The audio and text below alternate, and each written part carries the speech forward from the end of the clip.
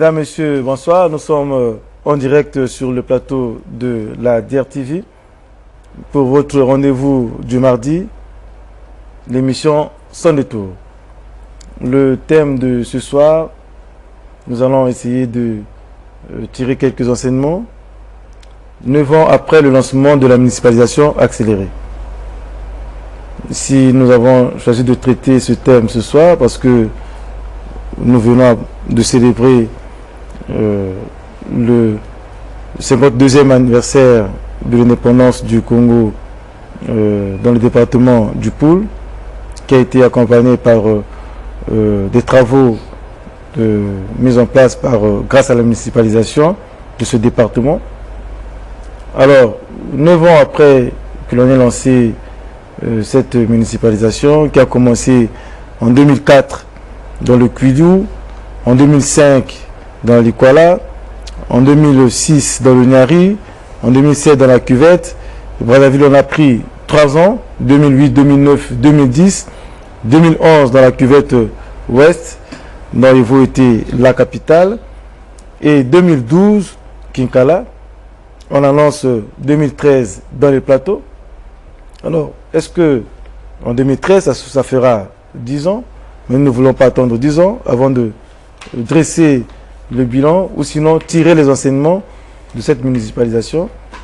D'aucuns disent que l'on fait sortir de terre des villages éculés, pour ne pas dire reculés, qui accèdent, grâce aux travaux de la municipalisation, à une espèce de modernisation, sinon à une espèce de vie qui n'existait pas avant que les travaux de la municipalisation y arrivent. Voilà. Donc 9 ans après le lancement de la municipalisation accélérée, quel enseignement tirer? Ce questionnement-là, nous allons essayer de développer avec nos invités qui sont sur ce plateau. Nous avons l'honneur de recevoir ce soir sur ce plateau l'honorable Abel Massengo. Il faut dire honorable parce que quand on a été député, on a siégé à l'hémicycle. On peut toujours porter ce titre-là ad vitam aeternam, comme disent les autres. Mais qui est aujourd'hui président du CRC, Convergence Renaissance du Congo. Voilà, donc, après avoir siégé sur les bancs de l'UDR Munda, de feu André Milongo, maintenant, il fait cavalier seul. Bonsoir, honorable. À ses côtés, M. Patrick Goma, que nous avons l'habitude de recevoir, économiste financier, ancien candidat malheureux à la députation du scrutin de juillet-août 2012. Bonsoir, mon cher Patrick. Bonsoir. Et enfin, M. Labi Mebou, on aurait dit, ils ont le même trait,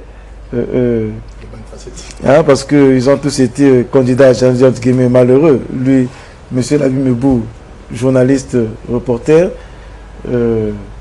à Radio Liberté, enfin, pendant longtemps à Radio Liberté, il s'est essayé à la députation en portant les couleurs du PCT. Malheur lui en a pris, puisque on aurait dit ils ont pris une gamelle, puisque à Igné, ils ont été battus au deuxième tour par un candidat indépendant, pour ne pas le citer, Siribina. Bonsoir, mon cher Labi. Bonsoir, voilà. Monsieur Soni. Nous ne parlerons pas chers collègues des élections qui se sont déroulées. Nous avons déjà tiré les conclusions. Il reste ça maintenant aux partis politiques d'en tirer les leurs. Nous allons nous intéresser à la municipalisation accélérée. Nombre d'entre vous sont allés à Kinkala. Certains ont été à Evo. D'autres ont fait la tournée dans les départements où la municipalisation est passée. Donc, beaucoup de nos compatriotes ont pu palper et voir de leurs propres yeux ce qui a été fait grâce à la municipalisation accélérée. Alors, si on n'a pas marqué une pause pour faire le point ou pour dresser le bilan de la municipalisation accélérée, lors du discours sur l'état de la nation du chef de l'État le 13 août dernier, il disait ceci: dans la poursuite du programme de célébration tournant de la fête nationale avec la dynamique de la modernisation physique du pays qui l'accompagne à travers la municipalisation accélérée, les festivités du 54e anniversaire de l'indépendance en 2014 auront pour siège Sibiti dans le département de la Lekoum. Voilà, pour ceux qui avaient manqué ce discours, nous vous informons qu'en 2014, Sibiti sera à l'honneur, comme Kikala a été à l'honneur.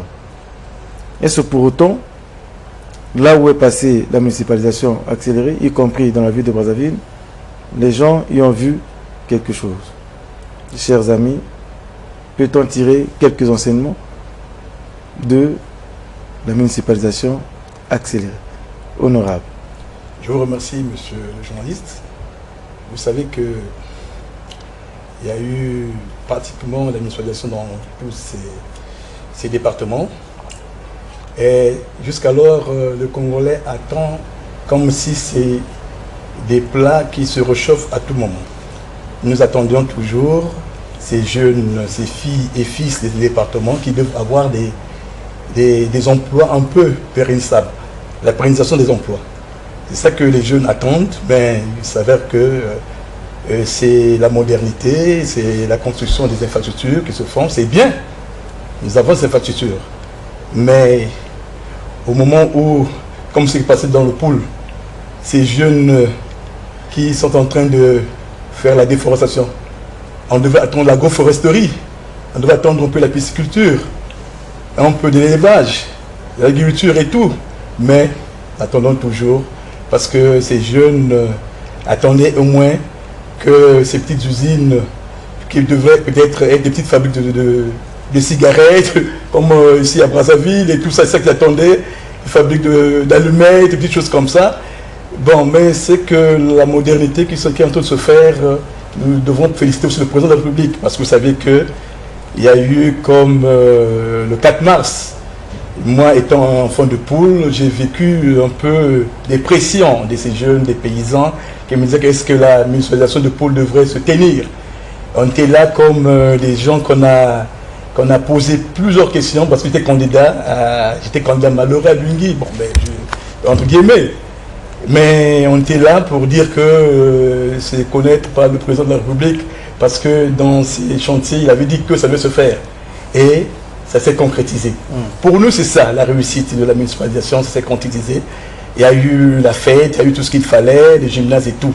Mais ça devient toujours des questions de ces jeunes qui sont clochardisés, qui sont en train de couper les forêts, de couper tout ça, les bois et tout ça pour faire du charbon de chauffe et tout. Qu'est-ce qu'on doit réfléchir? Parce que il y a des projets d'agriculture, d'élevage, de pisciculture et tout ça. Ils vous posent des questions. L'aliment de bétail, il y a beaucoup de choses. Donc nous devons être là, réfléchir avec eux. On a fait soit ce qu'on voulait faire, ce qu'on a fait ailleurs, des maisons, des stades, des ceci, cela, c'est bien. Mais nous devons aller à des petites choses, Alors apporter un peu d'aliments de bétail, leur apporter un peu de semences, des petites choses comme ça. Et réfléchir pour eux, pour ces jeunes, parce qu'ils sont dans une précarité. Les jeunes sont dans la précarité. Parce que sinon, ils seront comme les enfants abandonnés. On viendra au fur et à mesure, parce que les jeunes de la précarité, je ne suis pas sûr que ça puisse être seulement dans le département précité, mais peut-être on en trouve aussi à Brazzaville. Mais d'abord, un premier survol des enseignements à tirer de la municipalisation. Initiative certes louable, matérialisation peut-être discutable, projection peut-être à modifier, monsieur Patrick Goma. Oui, merci DG pour ce soir nous revenons encore une fois de plus sur le même thème qu'on a abordé il y a une année. Et déjà il y a une année, nous disions que le volet municipalisation n'était pas bien réfléchi, qu'il fallait l'améliorer. Et 9 ans après, nous sommes dans le même constat. On n'a pas avancé. Il est vrai qu'il y a des infrastructures de base qui sont mises en place, c'est bien. Mais vous savez, quand on dit municipalisation, lorsque vous découpez, vous avez une racine qui vous dit municipalité. La municipalité, c'est toute une vie. Ce sont les services qui vivent. Ce sont les populations qui apportent pour la vie de ces services. Et lorsque ces populations sont démunies, ça veut dire que c'est une municipalisation qui est nulle. Parce que comment est-ce que les infrastructures sont appelées à vivre? Il faut qu'il y ait des revenus. Il faut que les populations aient suffisamment de revenus, qu'ils apportent et que la vie tourne. En ce moment, on construit une croissance, c'est ça qui est bien. Mais malheureusement, que ce soit les stades qu'on met en place un peu partout, mais lorsque vous n'avez pas d'équipe, lorsque les populations n'ont pas de revenus, comment est-ce que ces infrastructures vont vivre? Tout va s'écrouler. Nous sommes en train de revenir sur la photocopie du premier plan quinquennal, mais à une autre dimension. Nous avons tiré les leçons du premier plan quinquennal parce que simplement on avait mis des infrastructures de base, mais le service public, le secteur de production n'avait pas suivi et toutes les infrastructures se sont écroulées. Aujourd'hui, on reprend les mêmes erreurs que nous avons critiquées il y a quelques années. Moi, je crois que fondamentalement, 9 ans après, il faut qu'on s'arrête. Il y a une année, on a inscrit dans le budget de l'État les queues des municipalisations. Parce qu'on s'est rendu compte véritablement que depuis 2004 à 2011, qu'il y a eu beaucoup de choses qui n'ont pas avancé. Des infrastructures qui ont été abandonnées, qui sont dans l'herbe.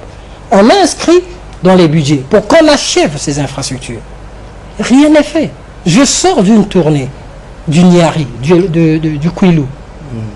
Peut-être J'ai fait le Poul. Oui. Mais c'est grave ce qui se passe surtout dans le Niari et le Kouilou. Vous avez encore des ouvrages qui traînent. Mais on a inscrit des queues de municipalisation. Qu'est-ce qu'on a fait avec ces ressources? Très bien.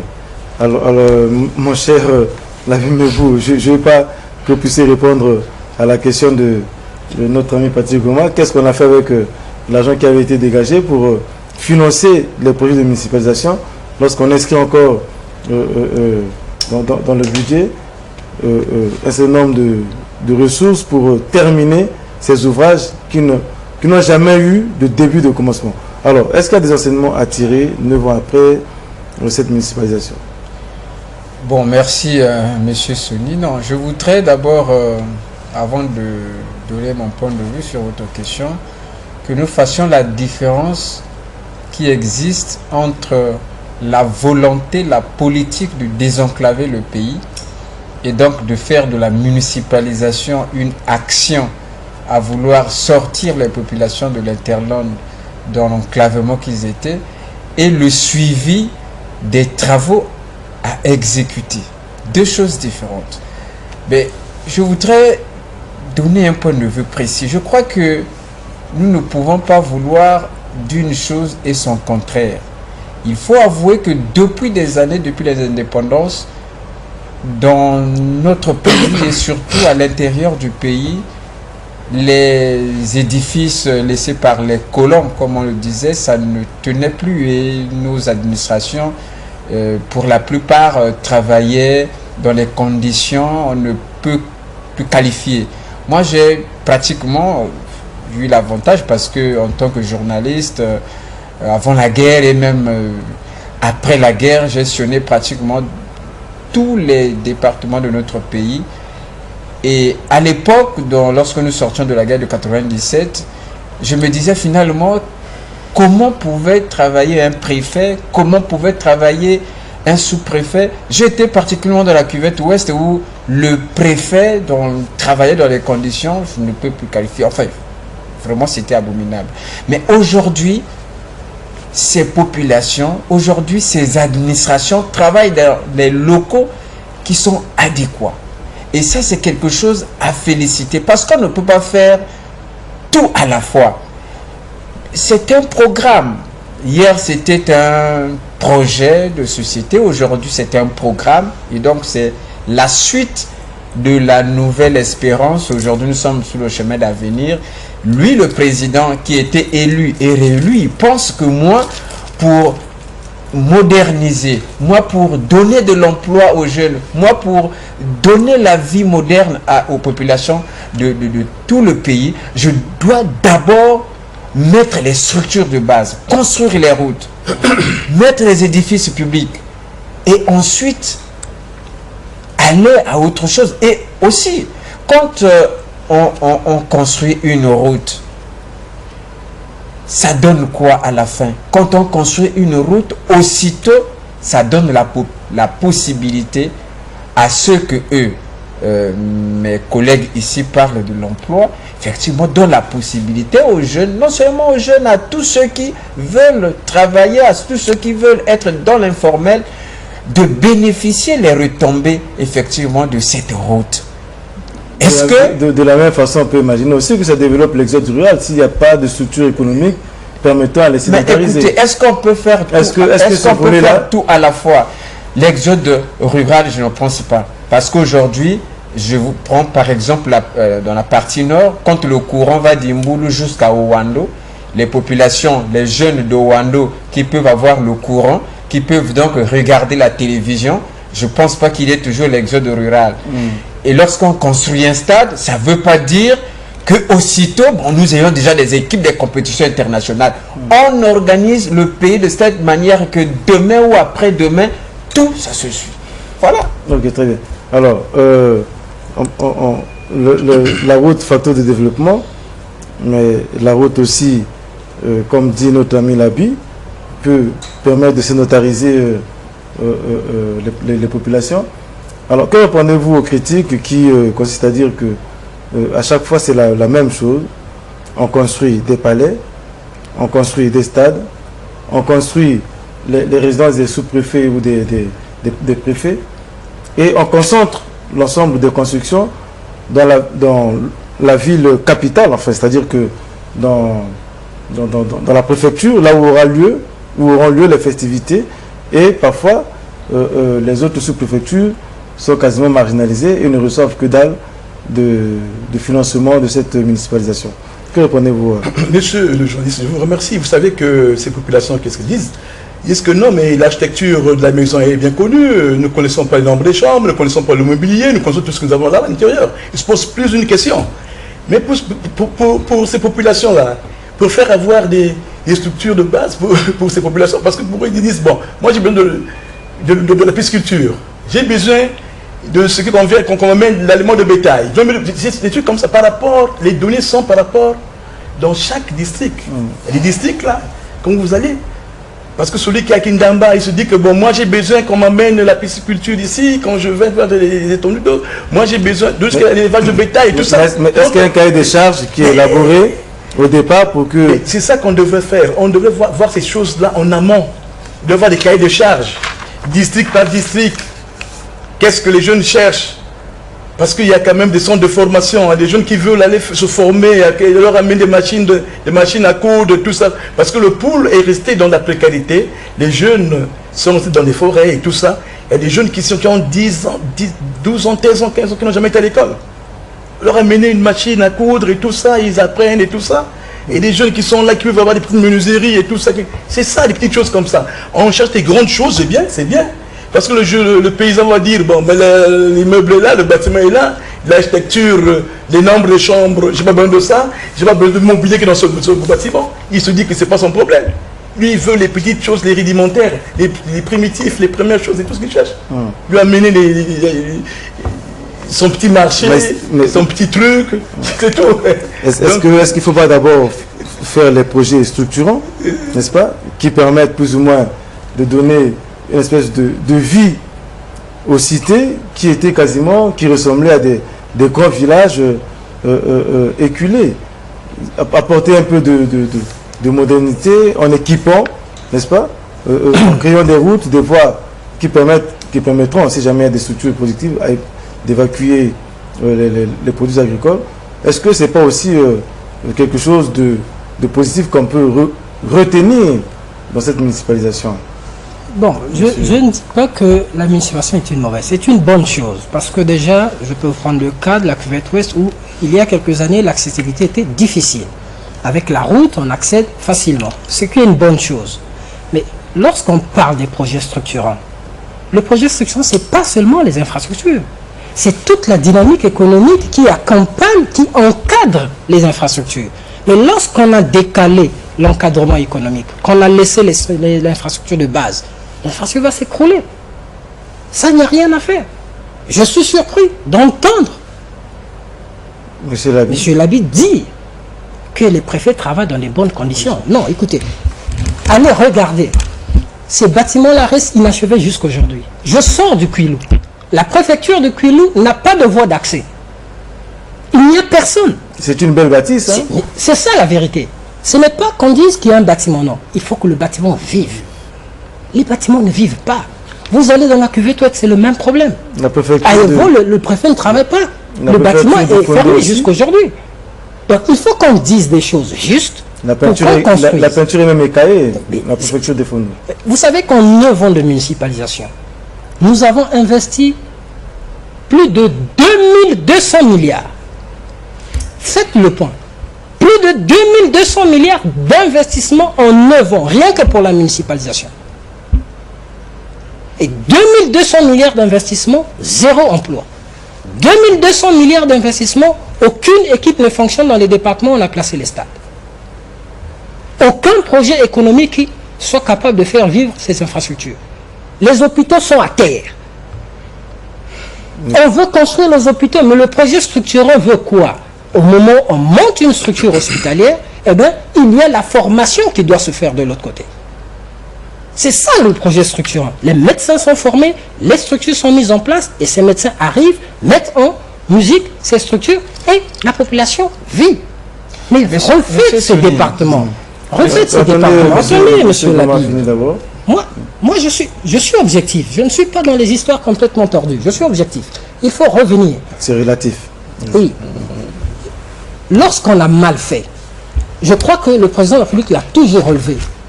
Le côté qui ne marche jamais, c'est ce volet lié à l'emploi et au secteur économique, à la dynamisation de notre vie. Mais comment voulez-vous moderniser s'il n'y a pas de revenus? Ce n'est pas possible. On ne peut moderniser qu'avec des revenus, qu'en relevant le niveau de vie des populations. Parce qu'il faut que les infrastructures vivent. On a une route. Alors, s'il n'y a personne qui doit circuler sur cette route, comment cette route va vivre? Le Matiti va pousser. Monsieur Soni, non. Moi, je crois que nous ne devions pas... nous sommes des Congolais. Allez-y. Nous sommes appelés peut-être demain à assumer des responsabilités. Aujourd'hui, nous les assumons. Je crois, nous sommes ici. Nous avons le député Massengo qui est assiégé. Je suis au conseil départemental encore municipal de Brazzaville. Voilà, il est conseil départemental. Vous êtes, je crois, un bon collaborateur au Parlement. Je peux peut-être être ailleurs.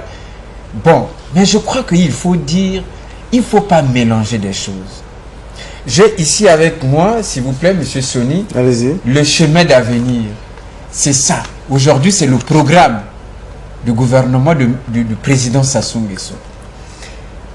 Ce programme dit au point 9, renforcer la mise en œuvre du schéma national d'aménagement du territoire, poursuivre le maillage de l'ensemble du pays en infrastructures de base, donc construction des nouvelles routes nationales et départementales, des routes reliant le Congo aux pays voisins, des ports, aéroports, réhabilitation des voies ferrées, tout ça, ça se fait. Étendre les opérations. Mais le rôle de l'État aujourd'hui ne sont plus comme par le passé. Le rôle de l'État aujourd'hui, c'est de mettre les infrastructures de base et dans tous les départements, d'où la politique de la municipalisation accélérée. Nous ne pouvons pas le faire aussi d'une manière... Il ne faut pas confondre l'emploi et la municipalisation accélérée. Le Congo est un pays qui se développe petit à petit. On met les infrastructures de base et aussitôt, il y a tout ce qu'il pense là. Est-ce qu'aujourd'hui, comme a dit l'honorable Massengo aujourd'hui, vous pensez que l'État aujourd'hui va investir dans les petites piscicultures ou dans les... Non, il y a toute une politique dans ce sens. Et lui, l'honorable Massengo, il sait qu'il y a tout un projet lié à l'appui ou au soutien de tous ceux qui sont dans l'entrepreneuriat, de vouloir donc élever les bœufs, élever les porcs, élever tout ça. Je crois qu'il y a toute une institution aujourd'hui dans le pays. Il y a tout un fonds pour l'agriculture. Mais il faut que l'honorable Massengo sache que lorsque j'ai déjà la route qui va de Brazzaville à Kinkala, ça peut me permettre avant Kinkala ou à 12 km après Kinkala d'entreprendre et d'aller vers l'État, Oui. d'aller au fond de l'agriculture, chercher quelque chose qui peut lui permettre de faire son projet. Ce n'est plus à l'État, mais je crois qu'il faut pas dire que l'État, parce que après avoir fait la route, l'État doit créer un élevage et recruter les gens dans ce département-là. Ce n'est pas ça la politique de la municipalisation. Ce qui ne paraît pas mal que nous ne comprenons peut-être pas ce que j'ai voulu donner comme thématique. J'ai bien dit que vous savez qu'on a mis plus de 2000 milliards. Il n'y a pas de traçabilité ou de la maximisation de ce qu'on a mis. Parce que quand on met de l'argent, ces jeunes ou ces populations attendent quelque chose, la pérennisation de ces actions. Donc, il devrait être autour des actions, au lieu de faire la spontanéité, l'instantanéité, que quand on vient pour faire la fête, et la fête finie, donc on repart à zéro. On doit fêter tous les jours. Là, on peut revenir sur un concept. Vous savez, pour 2012, par exemple, lorsque vous regardez les objectifs du gouvernement pour 2012, électricité pour tous, eau pour tous, santé pour tous. Est-ce que dans le département du Poul, on atteint ces objectifs pour la municipalisation accélérée? Non. Il n'y a pas d'électricité. Le Congo se veut être un exemple en termes d'environnement. Mais on continue avec les centrales thermiques. Donc, nous ne sommes pas exemples, puisqu'on continue de polluer. On ne veut pas faire des énergies propres. Il faut qu'on arrive, ne fût-ce qu'à se situer au niveau des objectifs qu'on se fixe dans l'année. Et qu'on cale cela en fonction de ce qu'on est en train de viser par rapport à la municipalisation. Revenons à la municipalisation. Est-ce que on ne peut pas imaginer qu'il y ait, si on prend le département du Poul par exemple, qui est un département agropastoral, on ne peut pas imaginer que ce département-là ait été aussi dans la tête des concepteurs de la municipalisation accélérée, spécialisés par exemple dans l'agroalimentaire ou bien dans l'élevage. Mais monsieur le journaliste, pas seulement de la pisciculture, comme dit, mais est-ce qu'on ne peut pas imaginer pour donner une dynamique à la municipalisation? On peut faire même l'agroforesterie, la sylviculture. Vous savez que les jeunes sont animés des velléités pour débroussailler, enlever pour vendre du charbon de bois et tout ça. Il faut qu'on puisse réfléchir pour l'agroforesterie, qu'on puisse mettre la sylviculture, planter des arbres. Comme l'espace vert et tout ça. Mais puisque vous parlez du Poul, on peut réfléchir dans ces choses-là. Puisque il n'y a pas que le Poul. C'est-à-dire qu'on vient de sortir du Poul. Vous avez pris l'exemple. Le développement durable, c'est ça le développement durable. Vous avez pris le concept de développement durable. Vous avez pris l'exemple. Les plateaux, l'année prochaine, c'est aussi un département agricole. Vous avez une spécialisation des pommes de terre. Je pense qu'aujourd'hui, si on installe une... Monsieur Sony, moi j'ai été candidat aux législatives, comme vous l'avez dit, pour le compte du Parti congolais du travail. Aïgné, département du Poul. Très bien. Les villages agricoles sont situés où? Peut-être que l'honorable Massengo, qui est du Poul, qui était candidat au Poul Sud, ne sait pas que Aïgné aussi fait partie du Poul. Non, mais les villages agricoles sont où? L'industrialisation aujourd'hui du village Maluku, c'est quand même dans le Poul. Voilà pourquoi je dis... C'est dans le cadre de la municipalisation. Mais puisque vous voulez mélanger... Non, on ne mélange pas. Est-ce que l'idéal de la municipalisation, c'est la création? Pour moi, et d'après la politique du président de la République, c'est en tout cas moderniser la vie dans les départements. Et cette modernisation passe par les infrastructures de base, donc la route, les édifices, que le pouvoir, que l'État qui n'était pas aussi représenté comme tel au niveau des infrastructures de base dans les départements soit. Et c'est ce qu'on a fait depuis des années. Très bien. Mon cher Labi, quand vous allez à Ngoyo et vous voyez la préfecture du Kulou plantée tout seul dans ce verger magnifique, vous dites c'est un gâchis, c'est un bon investissement. Qu'est-ce qu'on peut faire aux alentours? Et quels sont les cadres qui iront travailler là-bas lorsqu'on est quasiment à quelques kilomètres de Pointe-Noire? Est-ce qu'on ne peut pas réfléchir sur la possibilité de mieux coordonner, mieux aménager et créer les structures? Parce qu'à Ngoyo, quelque part, il y a la mer. Est-ce qu'il n'y a pas une spécialisation qu'on peut mettre pour faire en sorte qu'il y ait une dynamique là-bas? C'est des réflexions. La municipalisation, personne ne la conteste. Son concept. Est-ce qu'il n'y a pas lieu d'injecter ou d'inclure le volet économique dans cette municipalisation-là? Je vous remercie, monsieur le journaliste. Vous savez qu'une municipalisation sans économie, parce qu'on dit toujours que tout achat correspond à une vente et toute recette à une dépense, qu'on ne veuille pas. Mais quand vous avez la municipalisation et quand l'économie est pratiquement mise en berne, rien ne pourrait se faire. Parce que la municipalisation, comme il est en train de donner son concept, c'est la modernisation sans avoir le volet économique. Qu'est-ce que le PIB peut augmenter? Est-ce que le grenier, comme le poule et le grenier du Congo, nous pouvons vendre tout ce qui est les maraîchers, tout ça, doivent vendre et tout ça? Donc c'est ça qu'on veut. On ne refusons pas. Le président de la République a fait un travail de dévercule pour les municipalisations et d'entre travailler. Mais nous sommes en train de voir ce volet, le volet un peu de ces jeunes qui sont dans la précarité, c'est ce qu'on veut. C'est tout. Un peu de la pisciculture, un peu de l'élevage, un peu de l'aliment de bétail, un peu de beaucoup de choses. Mais ça ce volet-là se fera au fur et à mesure. Et ça va rimer avec notre modernisation qu'on veut. Mais s'il y a modernisation et il y a la précarité de gauche, la famille de gauche, la cloisonnisation de gauche, ils sont des clochards et tout, ils vivent en débroussaillant, en vendant du charbon. Il y a un peu les écosystèmes qui prennent le coup, c'est pas bien. Donc le développement durable doit se faire en rimant avec la modernité. Très bien. Alors, il y a aussi une critique qui revient, qui est récurrente sur cette municipalisation accélérée, c'est qu'on y met de l'argent, on annonce les projets, et après, quand la municipalisation est passée, lorsqu'on a célébré pendant la fête, personne ne vient pour faire le point. Alors, est-ce que ce n'est pas aussi une façon de dire, bon, finalement, c'est mieux dans les papiers, et dans la matérialisation, on s'en fout. Mais vous avez raison, monsieur le journaliste, parce que les éléphants blancs, depuis que l'histoire de la municipalisation partout, il n'y a que les éléphants blancs. Il y a de l'argent qu'on met, qui vient de mon jeune frère vient de le dire, et on remet encore ces budgets dans le prochain truc. C'est un petit jeu qui se passe. Le président réfléchit pour qu'on y mette du sérieux là-dedans, et puis demain, il y a des éléphants blancs. Les chantiers qui ne finissent pas, et tout a été investi, ils ont mis de l'argent, ils ont décaissé, pardon, à 60%, à 70%. La réalisation, c'est qu'on n'a fait que 10%. Donc il faut que Est-ce que les financements sont décaissés? Parce que c'est bien beau de dire qu'on a décaissé. Est-ce que les financements sont décaissés?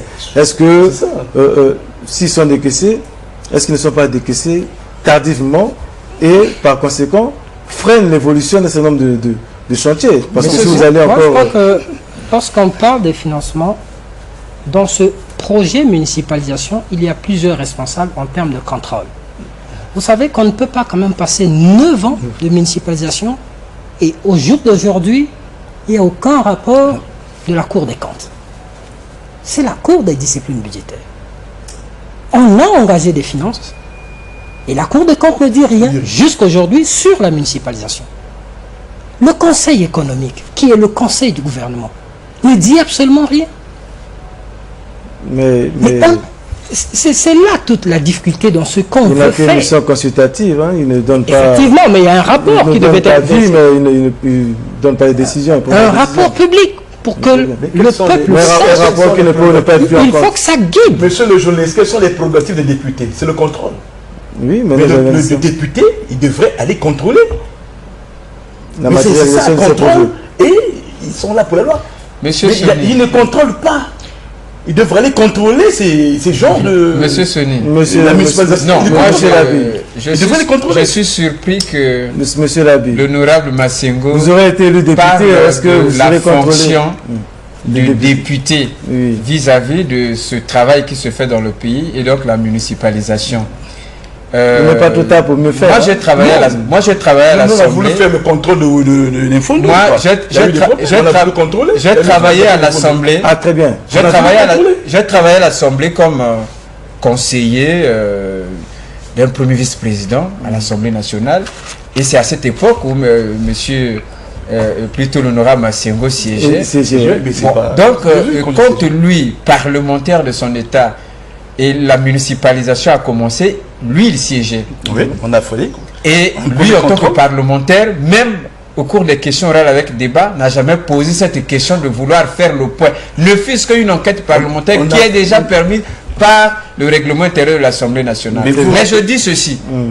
C'est le Parlement qui vote le budget de l'État en tenant compte, bien sûr, des différentes lignes affectées pour l'exécution des travaux de la municipalisation. Très bien. Et donc, le député qu'il était avait donc le droit d'aller contrôler et regarder combien l'État a fait pour tel projet. Mais je dis aussi quel projet a été réalisé à combien de pourcents? Je dis aussi que la municipalisation est un processus. On ne peut pas faire tout ce qu'on a décidé la même année. Très bien. Dans ce processus-là aussi, il y a la possibilité indéfendable. C'est que le sait bien qu'à un fondo, nous avons cherché à contrôler un fondo. Vous savez, il y a une mission pour un fondo, pour aller contrôler un fondo. Parce que quand c'est comme quelqu'un de boutique, il met un gérant là, tant que vous ne le contrôlez pas, vous ne serez rien. C'est ça la municipalisation. On met de l'argent, beaucoup d'argent, le président de la République se bat pour se payer, et il y a quelques prédateurs qui font que les chantiers ne marchent pas. Et qu'est-ce que ça a donné le contrôle du fondo? Mais le contrôle du fondo, mais je ne peux pas vous dire que ça a donné. Tu étais à l'Assemblée avec moi. Je sais bien, je ne suis pas ici que je dis que ça a donné. Non, on va pas. Il faut le contrôler. Donc les Congolais comprennent qu'on peut mettre de l'argent. Logique. Donc à fond perdu. À fond perdu. On peut ne pas contrôler, mais c'est pas grave. Mais comme on a beaucoup d'argent, on mettra toujours. C'est ça ce que vous voulez dire? Non, c'est pas ce concept-là. Moi, je veux qu'il y ait une réforme de ces choses-là. Quand on met de l'argent, il faut qu'on envoie quand même des équipes, soit parlementaires ou tout ça, pour contrôler. Parce que les projets des députés, c'est ça. C'est la loi et puis ils doivent contrôler et tout ça. Nous devons contrôler. C'est comme quelqu'un qui a un supermarché, une supérette et tout. Il fait qu'injecter des marchandises, il met à flot. Et le gérant est là, il vend, il te dit pas combien il a vendu. C'est actuellement comme ça, l'administration. C'est une économie, il y a une vente, il y a une recette, il y a tout ça. C'est ça. Parce que tant qu'on ne fera pas ça, les gens vont, les prédateurs vont prendre comme ils veulent. Mais qu'est-ce qui explique que, d'abord, que ces travaux-là ne se terminent jamais en temps et en heure? Parce que la municipalisation, sa durée dans un département est de combien d'années? Déjà, c'est là où le gouvernement triche, parce qu'on ne veut pas déterminer la durée. Premièrement, lorsqu'on refuse de déterminer la durée, on triche. Mais comment expliquer qu'on arrive à réaliser dans des délais aussi courts certaines infrastructures et dans le même délai, on refuse de réaliser d'autres? Alors qu'il y a les ressources pour réaliser... Le stade de Kinkala a été réalisé en moins de... Et voilà, alors qu'il y a les ressources. Donc ça veut dire quoi? Il manque simplement de cohérence. Et chaque fois qu'on fera comme ça, on ne pourra pas construire, on ne va jamais avancer. On va toujours reculer. Regardez, on a construit un aéroport à Owando. Owando, au premier plan quinquennal, il y avait déjà un aéroport qui s'est abîmé, non? On est allé refaire. Combien d'avions atterrissent à Owando? Rien du tout. Et voilà l'infrastructure. Autant de milliards qu'on a investis, qu'on pouvait investir pour autre chose que pour un aéroport. Il n'y a pas que l'aéroport, il y a autre chose. Moi, je suis d'accord qu'on arrive. Je suis d'accord qu'on dise qu'on est en train de mailler la République des aéroports. Je suis d'accord. Mais il faut faire vivre ces aéroports. Là, au même moment, on construit l'aéroport. Par exemple, il faut au même moment réfléchir sur l'utilisation de l'ouvrage. Est-ce que cet aéroport va être utilisé simplement pour les trafics sur le plan national? Sinon, est-ce que cet aéroport peut servir de dégagement sur le trafic international? Il y a beaucoup de réflexions qu'il faut mener. C'est ça les projets cohérents, les projets constructifs. Ça peut faire développer des lignes transversales comme Monsieur Sony, nous avons aujourd'hui, le Congo a choisi une option. Nous n'avons plus... Le Congo a choisi une option, mais il n'a pas inventé cette option. Nous n'avons plus suivre ce qu'on appelait la politique, plutôt l'économie planifiée. Nous avions voulu nous démarquer de cette option. Et l'État aujourd'hui, ce que fait l'État, c'est quoi? mettre des structures de base. Je reviens sur ça. Un aéroport à Ouando, l'État en a fait. Et nous qui sommes les Congolais, nous qui voulons être dans le privé, puisque c'est ce chemin-là que nous avions choisi, achetons les avions. Exploitons l'aéroport. L'État ne peut pas construire l'aéroport et jeter les avions. Non, nous ne sommes plus dans cette option. De la même manière que l'État construit la route Brazzaville, Ouando, Wesso, pour permettre aux trafiquants, pour permettre à tous ceux qui ont de l'argent d'exploiter la route, moyennant un péage, je ne sais pas, 2 ou 3 fois sur la nationale, de la même manière que la route Brazzaville, Kinkala et j'en passe. C'est ça. Et demain, nous aurons la route. Moi, j'étais à Dolisie, il y a 1 mois, 2 mois, avant la campagne. J'ai vu comment est-ce que la route Pointe-Noire-Dolisie a donné de l'emploi aux Congolais. Moi, je suis mieux placé pour vous dire parce que présentement, je suis à l'ONEMO, chef de service. J'allais revenir sur le simple fait. Lorsque vous ne voyez pas les emplois en question, moi, je suis surpris. Alors, vous voulez quoi? Les emplois de la fonction publique? Moi, je dis non. Mais cette route-là, Brazzaville-Dolisie, a créé aujourd'hui beaucoup d'emplois. Très bien. Vous savez, partout où la municipalisation est passée, ça c'est un exemple pour dire que l'État met les grandes structures de base en place. Puis, les privés doivent accompagner. Partout où la municipalisation accélérée est passée. En tant qu'économiste, vous savez quand même que si un secteur n'est pas viable, personne ne peut mettre de l'argent. Donc, si la liaison Brazzaville-Ouando n'est pas rentable, personne n'achètera un Boeing pour aller exploiter avec 2 passagers. Enfin, c'est juste, sauf si vous pouvez le faire, il n'y a pas le temps pour faire ça. J'allais relever les populations partout où la municipalisation accélérée est passée. C'est privé. Je crois que tous les jours, je crois qu'il y aura des passagers. Partout où la municipalisation accélérée est passée, la crise est rentrée. Aujourd'hui, c'est bien. On a fait à Dolisie. Mais aller à Dolisie, la vie est chère. Aller à Evo, c'est la catastrophe. Brazzaville, on vit. Aller dans le Poul, on ne veut pas en parler. Dans le Kwilu, c'est pareil. Partout où l'administration est passée, la crise est rentrée. Quand M. Labi dit que la route Pointe-Noire-Dolisie est en train d'apporter des emplois, d'accord, il y a des jeunes qui le font, c'est bon. Mais la crise est rentrée. Le Ngumba qu'on achetait à 3 000 francs est passé à 9 000. Le manioc qui était à 200 francs tout gros, est passé de 200, il est devenu tout maigre. Mais parce que quoi? Mais parce que le secteur productif ne suit pas. Et du coup, ça vous crée la crise. Il faut qu'on revienne. Il ne faut pas protéger pour protéger. Nous sommes là pour que le pays avance. Et chaque fois qu'on dit, c'est pour qu'on fasse le gouvernement qui est appelé à faire le travail, corrige. C'est bien ouvrir le pays.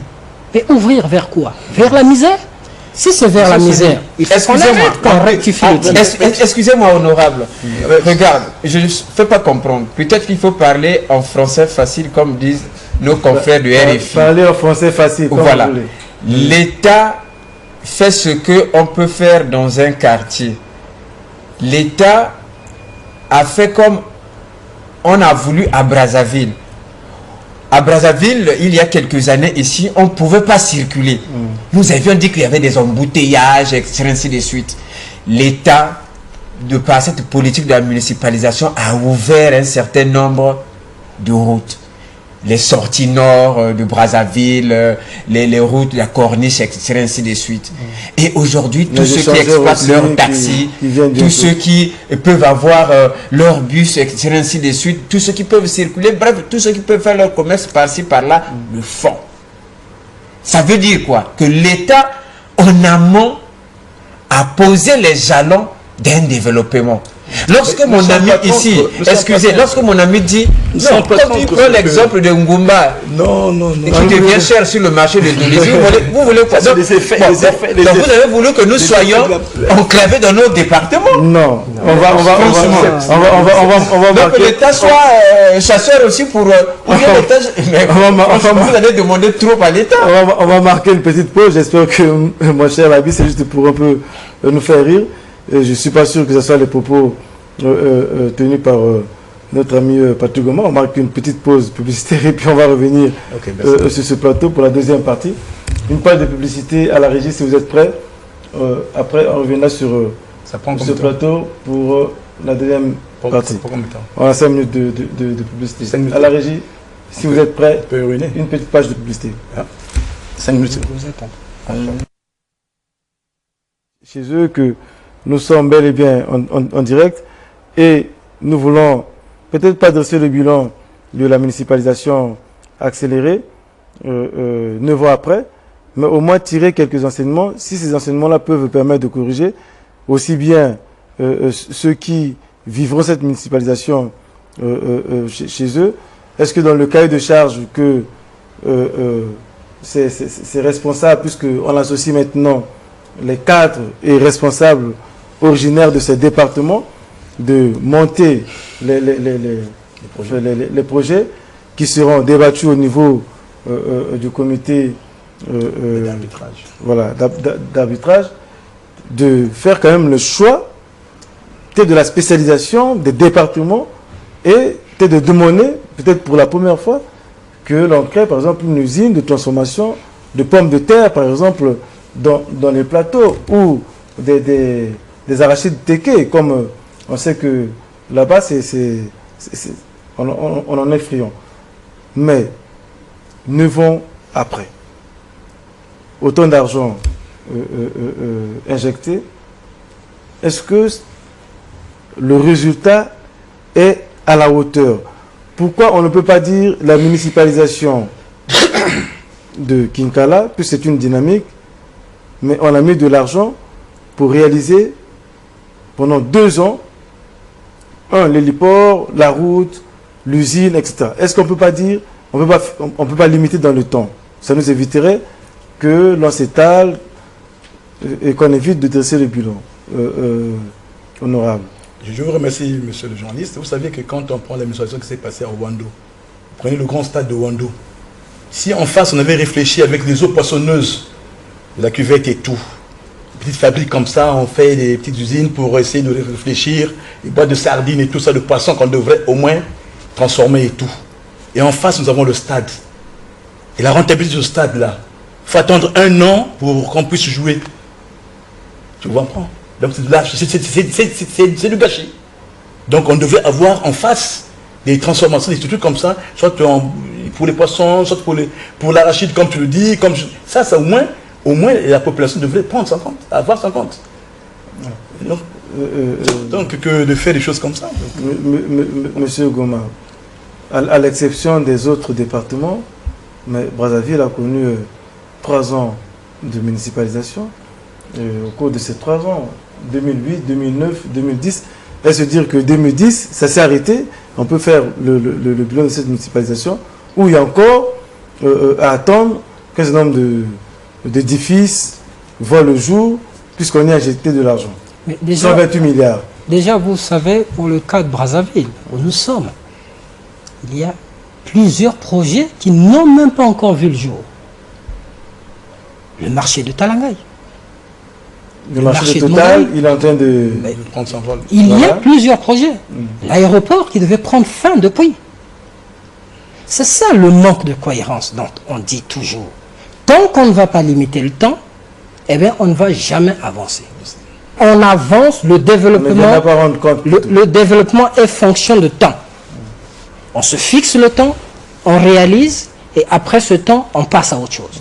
Mais tant qu'on ne se fixera pas le temps, eh bien, on ne va jamais avancer. Est-ce que les fonds sont débloqués dans le cadre de ces projets? Bien entendu, quand on regarde... C'est juste une simple écriture pour dire, nous, on vous affecte 128 milliards pour la municipalisation de Brazzaville, et après, bon, rien ne vient dans les caisses. Je vais confirmer que les fonds sont débloqués. Pourquoi? Parce que ces fonds-là sont inscrits au niveau des budgets. Et lorsque vous regardez les lois de règlement, sinon les états qui sont dressés après l'exécution de budget, on vous dira toujours le budget a été exécuté à 100%. Ça veut dire que les ressources ont été mises. Puisque ça a été exécuté à 100%, ça veut dire que les ressources ont été mises, mais les projets n'ont pas suivi. C'est là où il y a problème. C'est pour ça que j'interpelle. Lorsque le budget a été exécuté à 100%, ça veut dire que toutes les ressources ont été mises en place. Très bien. Alors, est-ce qu'on peut pas poser la question de la traçabilité de l'usage de ces ressources-là? Effectivement, c'est là où le travail du Parlement, et de la Cour des comptes, revient. C'est pour ça que je parlais tout à l'heure des rapports de la Cour des comptes, les rapports du Parlement. Est-ce qu'ils sont éclairés Excusez-moi, monsieur Sony. Oui, monsieur Lavi. Non, je crois que nous n'allons pas confondre certaines choses. Le budget, le député, enfin celui qui a assiégé là, lorsque le Parlement vote le budget, projet de budget, je dis ceci, il y a certains projets, oui, très bien. Lorsqu'on vote le budget, et généralement le 15 octobre, enfin peut-être pas le 15 octobre, hein, ou plus tard le 31 décembre, on a voté le budget pour l'année qui suit. Mais il n'est pas nécessairement question où parfois on n'arrive pas à débloquer ces fonds pour exécuter un projet prévu dans le budget. L'honorable le sait. Lorsqu'on a prévu par exemple le budget est exécuté non, moi je doute. Mon ami qui est ici, il n'a pas de preuve. Non. Mais je vous cite sur les lois de règlement. Et je dis ceci, qu'un projet voté par l'Assemblée avec une ligne budgétaire bien précise, ce projet peut ou ne pas être exécuté cette année-là. Et aussitôt on renvoie pour une année antérieure. Très bien. Ok, il n'y a pas de problème. Pas antérieur. Il faut prendre. Voilà. Je vais vous situer. C'est ça le problème. Mais lorsque lui me parle des lois de règlement où exécuté à 100%, il n'a pas de Mais je vous situe. J'ai été là, il peut nous parler des lois de règlement. Et parfois, ce sont des lois de règlement qui sont même parfois votées 5 ans après. L'honorable étant présent, c'est très bien que lorsque le ministre des Finances vient présenter le projet de budget, eh bien, dans la note de présentation, il présente la situation de l'année antérieure. C'est là, dans cette note-là, qu'on retrouve que le budget était exécuté à 100%. Mais les pourcentages sont déterminés. C'est le ministre qui dit. Retrouvez toutes les notes du ministre des Finances. Est-ce que vous n'avez jamais rencontré Est-ce qu'il n'a jamais rencontré un projet voté avec une ligne budgétaire précise? Mon cher Lavi, je vous ai cité. Mon cher Lavi, vous avez raison. Moi, je ne vais pas vous départager.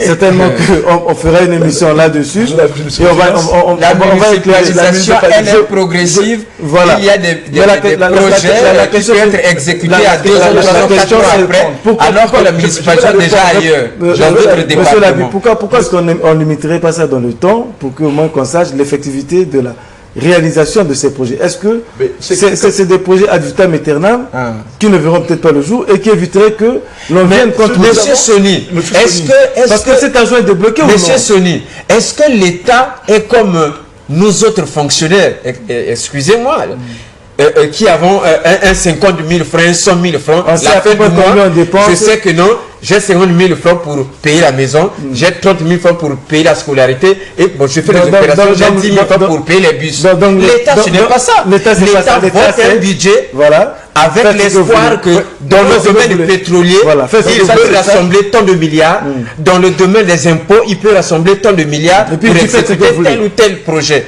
Mais si, au cours de l'année, et que le pétrole qui était voté par exemple dans le budget, on a estimé à 10 dollars, et qu'au cours de l'année, bon, on arrive à 7 ou 6 dollars, l'État ne peut plus à ce moment-là mobiliser les moyens pour exécuter un tel projet. Voilà pourquoi vous parlez parfois des éléphants blancs. C'est pas grave, nous avons des gens qui sont assez intelligents qui prennent quand même des marges pour mobiliser les gaps. Enfin bon, non, c'est pas grave. Alors, moi, la question, c'est les moyens existe. Je sais que pour le département du Poul, c'est quasiment 530 000 milliards qu'on a, voilà, qu'on a mis. À peu près 130 et quelques milliards qu'on a mis pour les 3 ans de la municipalisation de Brazzaville et quasiment 300 milliards pour Evo, si je ne me trompe pas, ou sinon plus. Bon, quand on met ces moyens, est-ce qu'on limite, ces moyens sont débloqués? Est-ce qu'on limite les travaux dans le temps? Et quels sont les travaux, les projets qui bénéficient de ces financements-là? Si on ne le sait pas, ça laisse un flou quand même finalement. Mais regardez on ne pourra pas contrôler. Le cas de la cuvette ouest. On avait annoncé 300 projets. 300 projets. Mais on n'a jamais publié les 300 projets. C'est jamais publié. On a dit 300 projets. Lesquels? On n'a jamais dit. Et du coup, on ne pourra jamais arriver. Il y avait l'aéroport. Oui, il y avait voilà, vous n'allez même pas atteindre 50 projets. Mais dans le Poul, il y a tellement des grands projets dans les districts et tout. Mais est-ce que jusqu'alors, l'enfant du Poul, l'enfant du district de Kindamba peut dire quels sont les projets qu'on va mettre là-bas? Donc il faut qu'il y ait une traçabilité de ces projets aussi. Hein, qu'on puisse avoir une traçabilité pour avoir un peu de maximisation dans ces projets. Parce que sinon, s'il n'y a pas de traçabilité, comment les économistes peuvent lui dire que non, il y a eu une maximisation de ces projets? Donc ce qu'on veut que cette fois-ci, qu'il y ait une petite réforme, qu'on sache que quand il y a un projet, bon, qu'on puisse nous les publier et tout ça.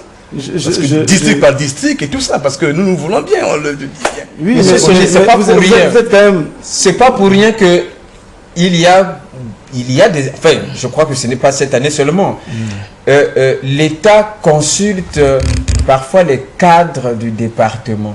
Ce n'est pas pour que ces cadres-là exigent au gouvernement que non, nous voulons tel projet, non.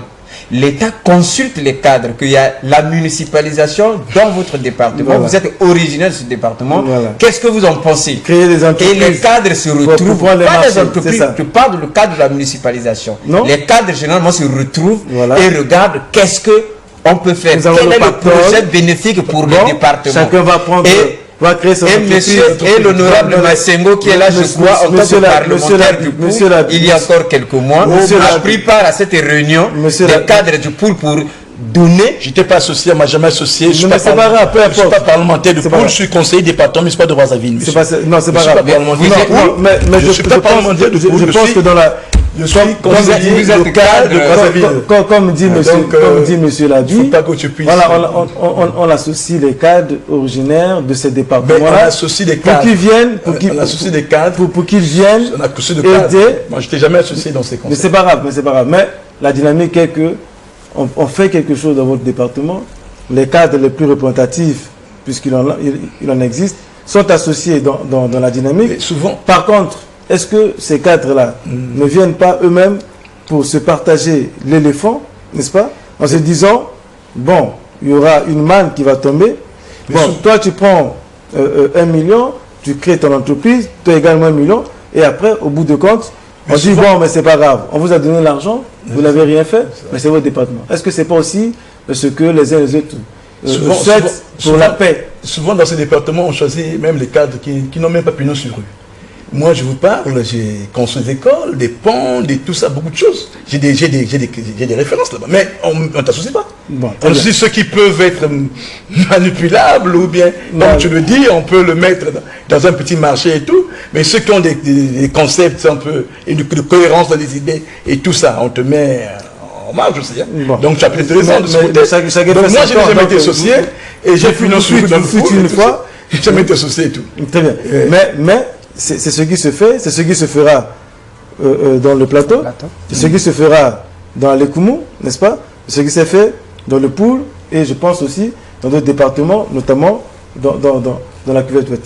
Est-ce que c'est pas une façon aussi de noyer ce bilan, quitte à dire, bon, si rien n'est fait, c'est vous-même, les ressortissants de ce département, qui est à l'origine de ces échecs. Est-ce que c'est pas aussi une façon de les mettre devant leurs responsabilités et de leur faire accoler les échecs alors que l'État devait être impartial à ce moment-là? Effectivement, l'État, c'est l'impartialité. Moi, je crois que chaque fois qu'on veut avancer, il faudrait qu'on ait des références. Nous avons des valeurs à défendre dans notre pays, les valeurs d'unité. On ne peut pas aller construire un département avec les ressortissants de ce département. casse l'unité. En ce moment, nous divisons la République. Nous avons des techniciens qui sont payés pour concevoir. Il faut faire confiance à ces techniciens, qu'ils conçoivent en intégrant le développement d'un département par rapport à la vision globale de la nation. C'est ça qu'il faut. C'est pour cela que vous allez remarquer que chaque fois qu'on a associé les cadres des départements concernés pour la municipalisation, ils ont été noyés. Mais parce que, un, ils ne sont pas techniciens. Deux, ils ne vont rien comprendre. Et trois, tous les projets vont survoler, ils ne vont rien comprendre du tout. Et même lorsqu'ils ont donné leur avis, l'avis, mais ce n'est qu'un avis. Ça peut être pris en ligne de compte ou pas. Mais étant donné qu'en face, on a un gouvernement qui sait déjà ce qu'il faut faire. Donc ce sont des avis simplement de tricherie, d'amusement. C'est ça qui n'est pas bon. Il faut qu'on revienne à la vérité. Et vous savez que chaque fois, en mathématiques, on dit, lorsqu'on a faussé le domaine de définition, on fausse tout. Et chaque fois qu'on va fausser avec ces fausses consultations, eh bien, la municipalisation va toujours couler. Parce qu'on ne saura pas qu'est-ce qu'il faut faire. Monsieur Soni, Monsieur Soni, nous sommes une tradition. Nous sommes une tradition, nous avons nos valeurs. Nous avons nos députés, nous avons nos sénateurs, nous avons nos chefs traditionnels, nous avons nos propriétaires fonciers, etc. ainsi de suite. Mais je dis sur cet aspect que c'est tout justement, l'État consulte et non l'État demande aux cadres ou députés ou sénateurs d'un département de leur donner la maquette de leur municipalisation. Non. Parce que le député, le chef traditionnel qui est dans ce département, qui connaît aussi des problèmes des populations, parallèlement au travail des techniciens du gouvernement, il y a que l'État peut demander aux ressortissants, aux cadres originaires. Et surtout, ce sont ces cadres-là qui se retrouvent. Ce sont ces cadres-là qui se retrouvent pour dire, bon, le président a annoncé la municipalisation dans notre département. Qu'est-ce qu'on va faire? Ils se retrouvent. Parfois, ils amènent ce qu'on peut appeler, entre guillemets, cahier de charges. Mais l'État ne prend pas toujours ça en ligne de compte. L'État regarde avec ce que ces techniciens ont apporté comme aménagement à faire dans ce département. Ce n'est pas parce que l'État doit tricher à travers aussi. Mais lorsqu'ils font, est-ce qu'ils sont les opérateurs économiques? Est-ce que les Chinois qui ont construit, bon, je prends le cas plutôt du Poul, puisque c'est là où je suis. Est-ce que le stade qui est à Kinkala, c'est le ministre Isidore Mvouba qui a construit? Est-ce que c'est son entreprise? Non. Mais entre-temps, ils sont assis avec tous ceux qui sont originaires, position, je ne sais pas, mouvance ou quoi, société civile, ils ont regardé qu'est-ce qu'on peut faire dans le Poul. Et voilà. Très bien. C'est pas de la tricherie. Non, non, monsieur Labi, vous avez raison. Il n'y a pas de tricherie. Mais vous savez quand même que parfois, dans ce genre de consultation des cadres, il y a souvent, après la municipalisation, souvent des conflits d'intérêts, etc., etc. Donc, ne veut pas dire qu'il n'y a pas de déchirement après déchirement. Et là où c'est grave, je voulais finir par là. S'il y a un cadre originaire qui a une entreprise, moi je m'appelle Matima, j'ai par exemple une entreprise de construction de route, je suis originaire du Poul, on me consulte, si je ne fais pas le travail, et alors là, les organes de l'État doivent être derrière cet opérateur économique.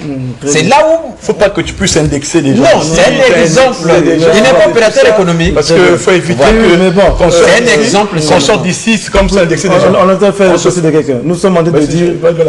Oui. On ne se débarrasse pas d'une habitude en la flanquant par la fenêtre. Il faut le faire descendre l'escalier, je crois, marche par marche. Vous savez que les problèmes de ce que nous vivons ici au Congo, même si autour des départements, on a essayé de mettre les enfants du coin. Et vous savez que la pauvreté que nous avions, les gens ont réfléchi à créer des entreprises et tout. Mais quand le cas de Mvouba que tu me parles, mais le ministre Mvouba, c'est parmi les fils du Poul qui a transformé Kindamba avant la municipalisation. Avant la municipalisation, le ministre Mvouba a transformé Kindamba. Parce que tu veux parler qu'on crée des entreprises, mais le ministre Mvouba, avant la municipalisation, il a transformé avec ses moyens, avec ses abords. Donc ça n'a rien à voir avec, tu veux nous amener là où dans un truc qu'on ne maîtrise pas avec ces entreprises. Non, il a transformé. C'est un exemple que j'ai donné sur... Nous ne sommes pas ici pour indexer les gens, mais c'est que tu as parlé du ministre Mvouba par rapport aux entreprises, mais le ministre Mvouba a transformé Kingdamba avant la municipalisation. Très bien. Avant la municipalisation, vous voulez regarder que ne rentrez pas dans ces détails. Donc il ne faut pas que tu nous amènes. Ils ont créé les entreprises, mais la présence des gages originels, il a transformé Kingdamba avant que les municipalités arrivent. Très bien. Donc c'est ça. Très bien. Il faut qu'on puisse lever l'équivoque. Il est député aussi. Hein. Oui, il est député et puis il a transformé. S'il a fait S-qualité en tant que député, c'est autre chose. S'il a fait en tant qu'opérateur économique. Avant la municipalisation, il a transformé. Alors, nous, ce qui nous intéresse aujourd'hui, c'est de savoir, il y a de l'argent qui est injecté dans le cadre de la municipalisation. C'est ça qui nous intéresse. On a l'impression qu'on ne revient pas après, ni pour rendre compte, ni pour dresser le bilan. On dressera le bilan à quel moment? Est-ce qu'on le dressera lorsque cette municipalisation aura pris fin? Et quand? Puisqu'il n'y a pas de durée. Monsieur Goma, est-ce qu'on n'est pas dans une espèce de serpent qui se mord la queue? Finalement, on annonce la municipalisation, on injecte de l'argent, on débloque de l'argent, après on dit le budget était exécuté à 100%, et tout au long, il y a encore des travaux qui ne sont pas encore terminés. 10 ans après, dans le département du Kwilu, dans la Lukwala, n'est-ce pas? On peut encore en citer. Qu'est-ce qui explique? Est-ce qu'on ne peut pas changer de logiciel dans la façon de faire maintenant? Et moi, je crois que c'est là le véritable problème. Aujourd'hui, on est capable de changer et d'avancer. Mais il faut qu'on fasse le point. C'est pas qu'on exige au gouvernement de faire le point. Mais il faut que le gouvernement se dise, mais au fait, nous avançons, mais droit au mur. Droit au mur, c'est ça. Ils sont en train d'avancer droit au mur. Parce que je ne peux pas comprendre que lorsque vous regardez, lorsque vous lisez par exemple la note de la loi de finances de 2011, il est bien écrit qu'on a aligné une ligne budgétaire pour mettre fin au queue de municipalisation. Pour qu'on redémarre avec autre chose sans queue. Mais je vous dis que je sors du Niari et du Kwilu. Les queues sont là, pointées. On n'a rien fait. Certains travaux de la municipalisation sont quasiment... déjà, il n'y a même pas de fondation. Mais il n'y a parfois rien. Mais vous avez même des problèmes. Vous avez même des structures de police qui ne sont pas sécurisées.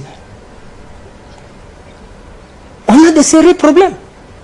Mais on veut aller vers le développement. Il y a des fondamentaux. Une structure de sécurité sans mur de sécurité, il y a problème. C'est-à-dire qu'il faut qu'on change la façon de faire. Moi, je suis d'accord, la municipalisation n'a jamais été une mauvaise chose en soi, comme politique. D'accord. Mais il faut qu'on l'encadre. Parce que sinon, chaque fois, le président de la République reviendra en fin d'année pour dire les mêmes choses que nous avons réussi là, mais sur le plan social, on a des problèmes. Sur le plan des emplois, on a des problèmes. Parce que simplement, tout ce qu'on a mis comme financement au niveau des infrastructures n'ont pas suivi, n'ont pas eu autour un support économique, et bien ces structures tombent, s'écroulent. Regardez le cas de l'aéroport de Pointe-Noire. On a fait l'aéroport de Pointe-Noire pour l'administration de 2004. 5 ans après, cet aéroport ne répond plus. Ça veut dire que même sur le plan des perspectives, on a des problèmes. On a fait la route de dégagement de l'aéroport de Pointe-Noire. 3 ans après, cette route-là ne répond plus. Ça veut dire qu'il y a des problèmes même sur la mise en place des infrastructures. Il faut qu'on réfléchisse. Est-ce qu'on va continuer à avancer comme ça? Non. Il faut réfléchir sur le dégagement de toutes ces choses. On a fait la municipalisation de Brazzaville. Le CHU a le même problème d'accès. Il y a quelqu'un qui est en ligne. Allô? Oui, bonsoir, vous êtes à l'antenne. Bonsoir, monsieur. Allô? Oui, bonsoir, on vous écoute, vous êtes à l'antenne. Oui, bonsoir, monsieur. Bonsoir. Je suis en train de vous suivre en direct. Merci. Je voulais intervenir sur les propos du monsieur qui a dit que le ministre Bouba a transformé Kingamba. Le ministre Bouba a fait un coin, il a fait ce qu'il a pu faire, il a pu faire. Mais avec beaucoup de respect, on n'est pas dans un pays où l'État est faible, où les hommes sont forts. Je me porte en faux des propos de ce monsieur qui défend encore le fait de ce que le ministre Bouba a fait. Normalement, ce que le ministre Bouba a fait, c'était le problème de l'État. Ça l'État de construire. On n'est pas contre la municipalisation accélérée. Et vous avez dit, tout le monde sait qu'il y a eu la municipalisation accélérée au niveau du pôle. Le pauvre, il n'a pu faire ce qu'il a pu faire. Et ça doit pas être une chanson que les adeptes de cette région passent à la télé pour dire tout l'a fait, plus que l'État. On va faire ça l'image du bien. C'est toute l'observation que j'ai eu à faire à ce sujet. Connaître le ministre du pouvoir, tranquille. Voilà. Bon, merci beaucoup. Je pense que c'était pas l'objet de la discussion. Non, mais non, je pense que ça vaut même pas la peine que vous répondiez parce que lui, il avait le concept qu'il avait dit, c'est qu'il y avait un chantier. Il y avait un chantier, des gens qui font des chantiers. Monsieur Labi a pris un exemple. Le chantier. Il a pris un exemple, mais bon, je pense que il a pris un exemple de chantier. Mais c'est pas la peine de continuer là-dessus, puisque c'est pas l'objet de cette émission, que des individus soient plus forts que l'État, comme dit le monsieur, ce n'est pas possible parce que l'État est au-dessus. Alors, ce qui nous intéresse, c'est que j'ai entendu quelqu'un dire, mais il faut qu'on fasse même les états généraux de la municipalisation. Comme on aime les états généraux. Oui, bonsoir, votre antenne. Bonsoir, allô? Oui, bonsoir, on vous écoute. Mon problème concerne ce qui se passe au Président. Aujourd'hui, par exemple, le cadre sportif, je prends le stade de Lévis. Il y a seulement 2000 places. Et mon gars a des problèmes avec ses adversaires parce que ses adversaires se plaignent quand il vient avec les supporters, ça ne marche pas. Mais c'est un stade qui a été construit au niveau du chemin d'avenir. Dans le cadre de la municipalisation. Voilà. C'est ce que M. Goma dit, la perspective et la projection. On peut même dire, dans le cadre de la perspective, parlons de stade aussi, ce n'est un secret pour personne que lors de la finale de la Coupe du Congo, pour se rendre au stade de Kinkala, il y a eu un embouteillage monstre, y compris le chef de l'État a été aussi pris dans l'embouteillage parce que cette voie ressemble à du rikiki. Enfin, voilà. On peut dire que c'est rikiki. Il faut lever l'équivoque de ce monsieur parce que... Quel monsieur? Non, c'est fini, on ne parle pas de ça. Oui, bonsoir, votre antenne. Bonsoir, monsieur, votre antenne. Oui, bonsoir, on vous écoute. Ça n'a pas compris. Oui, je voudrais juste essayer un peu d'appuyer l'idée que le monsieur Kyomoudi est là. Allez-y. Quand il parlait de l'exécution du budget 100%. Alors, ce qui est à l'extrême droite, c'est comme s'il n'avait pas bien prévu. Alors, quand le ministre des Finances passe pour faire le bilan, il dit que le budget a été exécuté à 100%. Ça veut dire que tous les projets inscrits qu'on avait arrêtés pour cette année ont été réalisés 100%. Alors, si ce n'est pas le salaire des projets qu'on n'a pas réalisé, on a repoussé pour les années antérieures, alors en ce moment-là, le budget a été exécuté, c'était à 80%. Donc il y a 20% de reste. Donc c'est un peu, c'est là que je voulais, c'est un peu lever les clients. Très bien, donc vous donnez finalement raison à M. Goma, mais bon, on peut indiquer que M. Goma est le conseiller direct de M. Kinumbi Kiambongo, donc il doit connaître à peu près ce qu'il dit. Mais enfin, là n'est pas la question. J'ai entendu quelqu'un dire ici que comme on est friand des états généraux de la police, de l'armée, de l'éducation, du sport et machin, il faut peut-être faire aussi les états généraux de la municipalisation accélérer. Mais ça se reposerait sur quoi? Et ça se reposerait sur... Mais on fait le bilan de tous les... Pratiquement il y a 9 ans, je crois. Vous avez fêté les 9 ans. Oui. Donc regardez et faites les états généraux de la municipalisation. Parce que ce qui a marché, ce qui n'a pas marché. On regardera, bon, ben, c'est pourquoi les éléphants blancs et tout ça. C'est ça. Si on a eu à décaisser, on a eu à faire ce qu'il fallait faire. Alors, je viens d'argumenter les états généraux de la municipalisation. Qu'est-ce qui explique qu'il y ait des éléphants blancs? Nous avons tendu le micro aux Congolais lorsque le chef de l'État a annoncé qu'en 2014, la municipalisation aura lieu à Sibiti. Beaucoup ont dit, mais il faut que le chef de l'État soit regardant pour éviter qu'il y ait des éléphants blancs. Pourquoi on doit être regardant pour éviter les éléphants blancs? Qu'est-ce qui explique qu'il y ait des éléphants blancs? Mais des éléphants blancs, mais c'est raisonnable, les éléphants blancs, mais c'est que détournement de chapitre. Quand on met l'argent pour tel projet, vous l'amenez ailleurs, ben, les éléphants blancs. Ça va exister. Très bien. Tant qu'il y aura détournement de chapitre, il y a des éléphants blancs. Très bien. Si on donne les éléphants blancs sont dus simplement au manque de contrôle, au manque de respect de nos institutions. Vous avez des institutions de contrôle comme le Parlement, qui ne fait pas l'action de contrôle.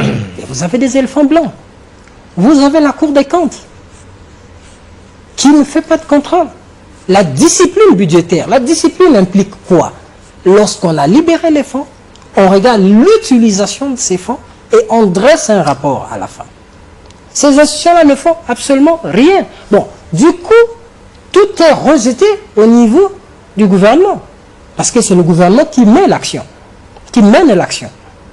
Mais lorsque les contrôleurs ne sont pas là, il y a n'importe quoi. Regardez le cas. Est-ce que le système n'est pas fait de telle sorte que ça puisse se passer comme ça parce que chacun trouve son compte? Effectivement, nous avons comme une machine de corruption qui est bien installée. Ça, il faut se le dire. Je vais vous prendre un exemple simple pour vous le démontrer. Faites un effort, prenez vos caméras, allez visiter les travaux de la route Sibiti-Ibé.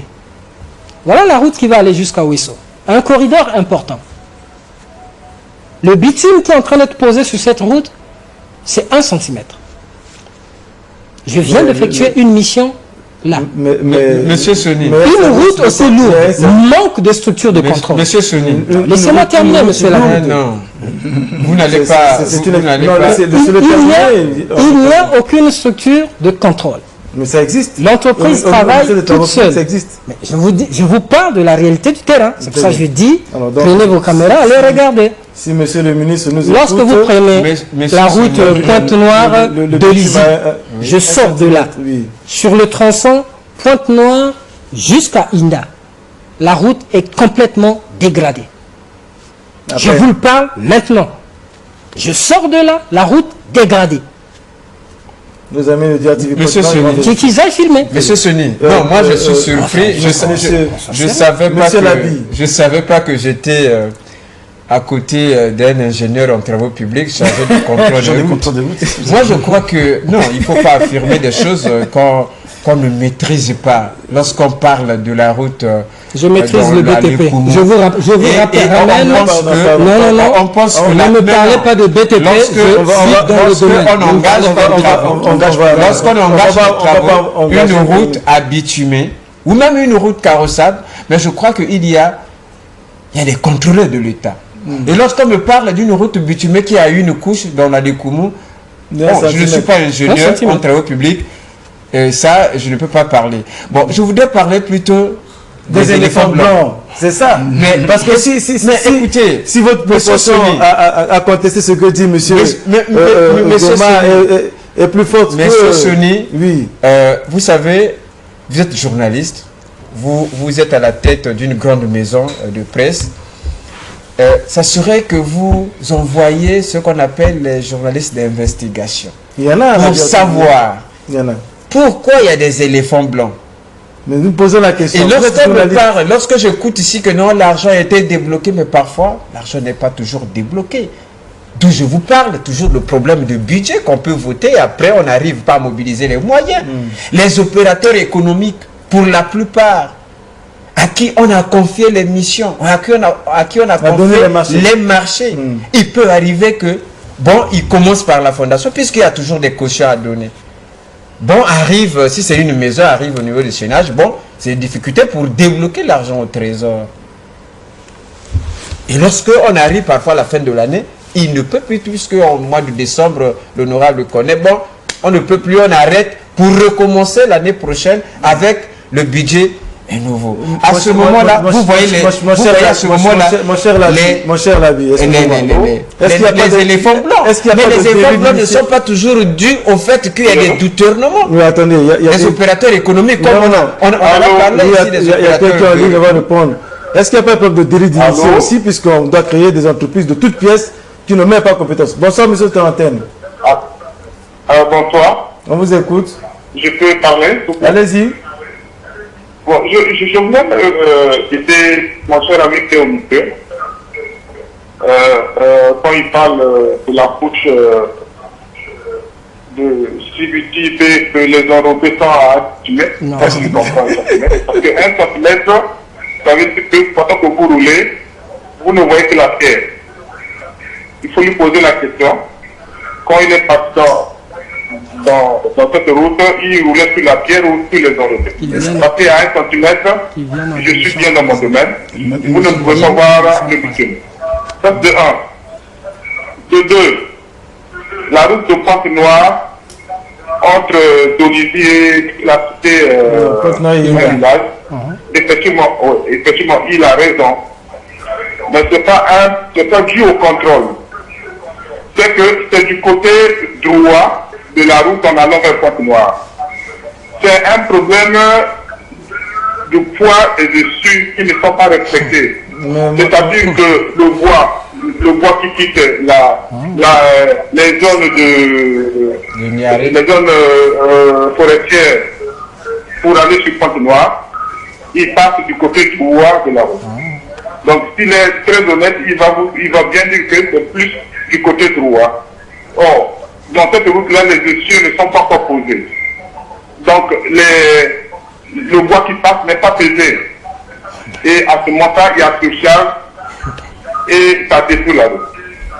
Voilà, c'est simplement ça que je voulais dire. Merci pour les précisions, mais en même temps, vous avouez qu'on doit faire des études et on n'analyse pas parce que il y a en Europe des routes qui subissent la neige, l'hivernage et qui vont passer des poids lourds, mais qui durent parfois 10-20 ans, n'est-ce pas? Donc c'est fait de telle sorte que la qualité soit pérenne.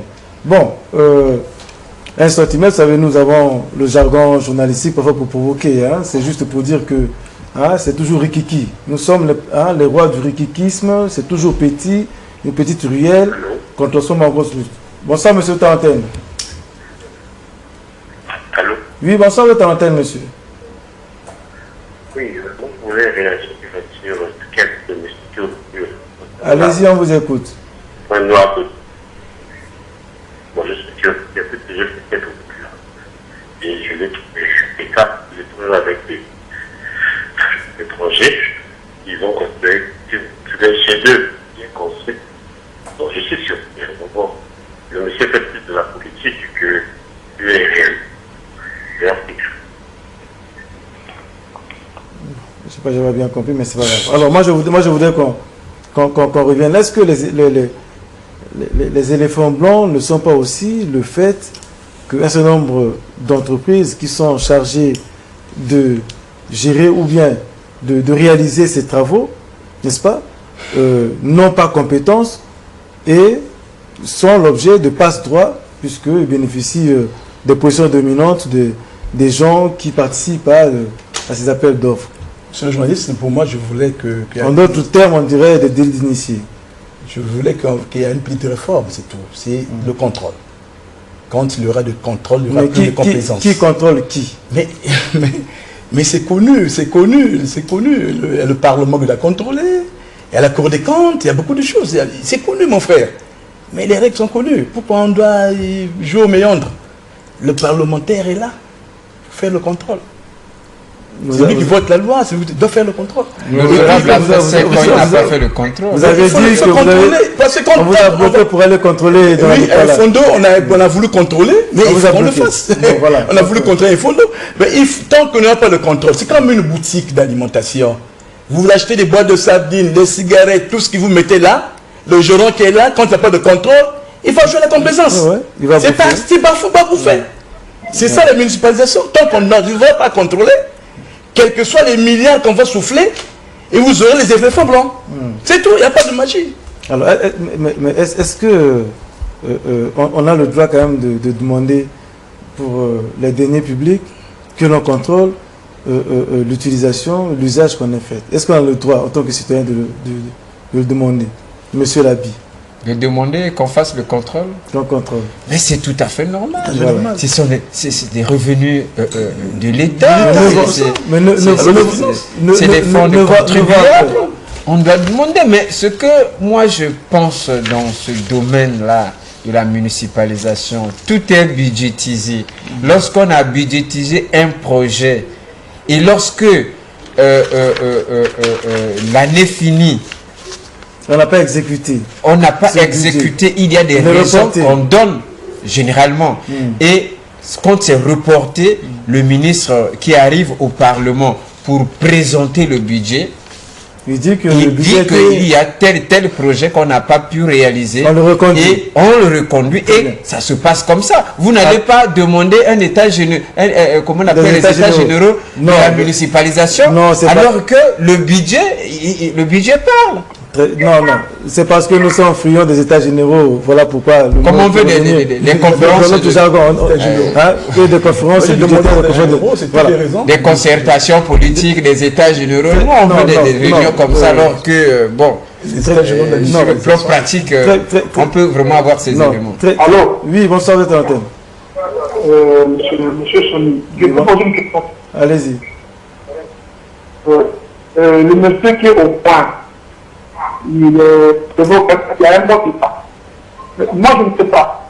Est-ce qu'on peut passer d'une municipalisation d'un département qui n'est pas traité à un autre département sans qu'on ait fait de dire? Nous avons compris.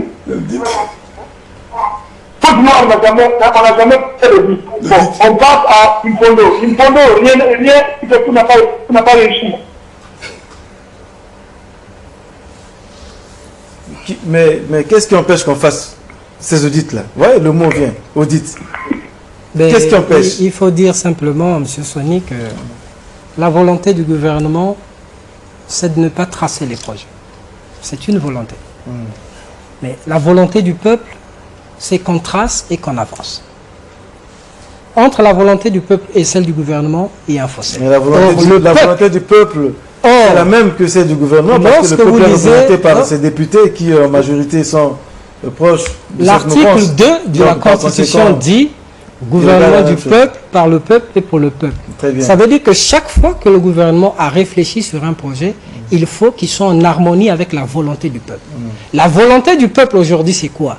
C'est qu'on arrive non seulement à faire le point des municipalisations pour qu'on construise mieux, mais il faut apporter un élément moteur qui est le secteur économique à dynamiser. C'est ça que le peuple attend, que les gens trouvent des emplois.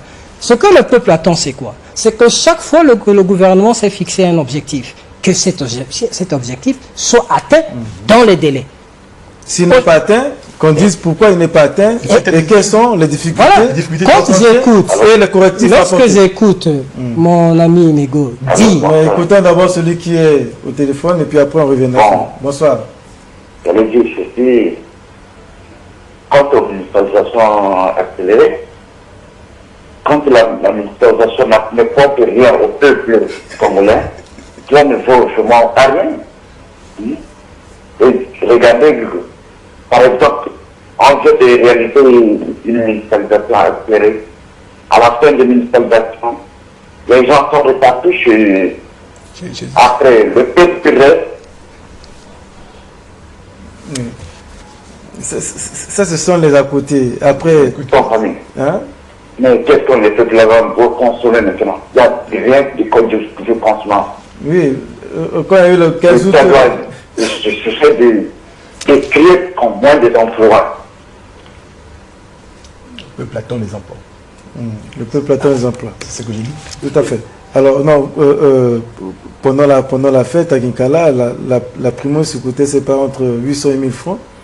Bon, maintenant, comme tout le monde est venu, bon, le prix aussi est descendu à 500. Bon. Ça peut être aussi l'effet de la municipalisation. C'est positif. Le mauvais concept, c'est quoi? C'est que chaque fois qu'on a dit municipalisation, on n'est pas véritablement allé pour municipaliser, mais on est allé plutôt pour faire la fête. Et qui va faire la fête? C'est Brazzaville qui va faire la fête dans ces localités. Et Brazzaville va chercher l'argent qu'on a placé là-bas pour construire ces départements, ramène les mêmes ressources à Brazzaville. C'est ça le manque de sérieux. Donc l'argent ne se pose pas dans la zone où Monsieur Sony, Monsieur Labi, vous voulez qu'on dépose l'argent dans ces départements, dans les les hôtels ou les marchés? Moi, je reviens sur le fait que je pense que la municipalisation, peut-être que vous ne me comprenez pas. Non, vous comprenez. La municipalisation accélérée, c'est quoi? Poser les infrastructures de base, les routes, les édifices pour les autorités locales. Très bien. Et les routes secondaires, tout ça là. Et progressivement, le relais est pris par les conseils départementaux à travers les budgets décentralisés. Voilà le problème. Mais quand vous pensez que bon, on a l'argent qui va là-bas, on ramène. Mais si je suis un commerçant, si je peux faire un restaurant de fortune pendant qu'il y a la fête, surtout que bon, la fête, c'est pas seulement ceux qui sont dans ce département. Il y a ceux qui peuvent y aller. Mais voilà, c'est des marchés de spontanéité.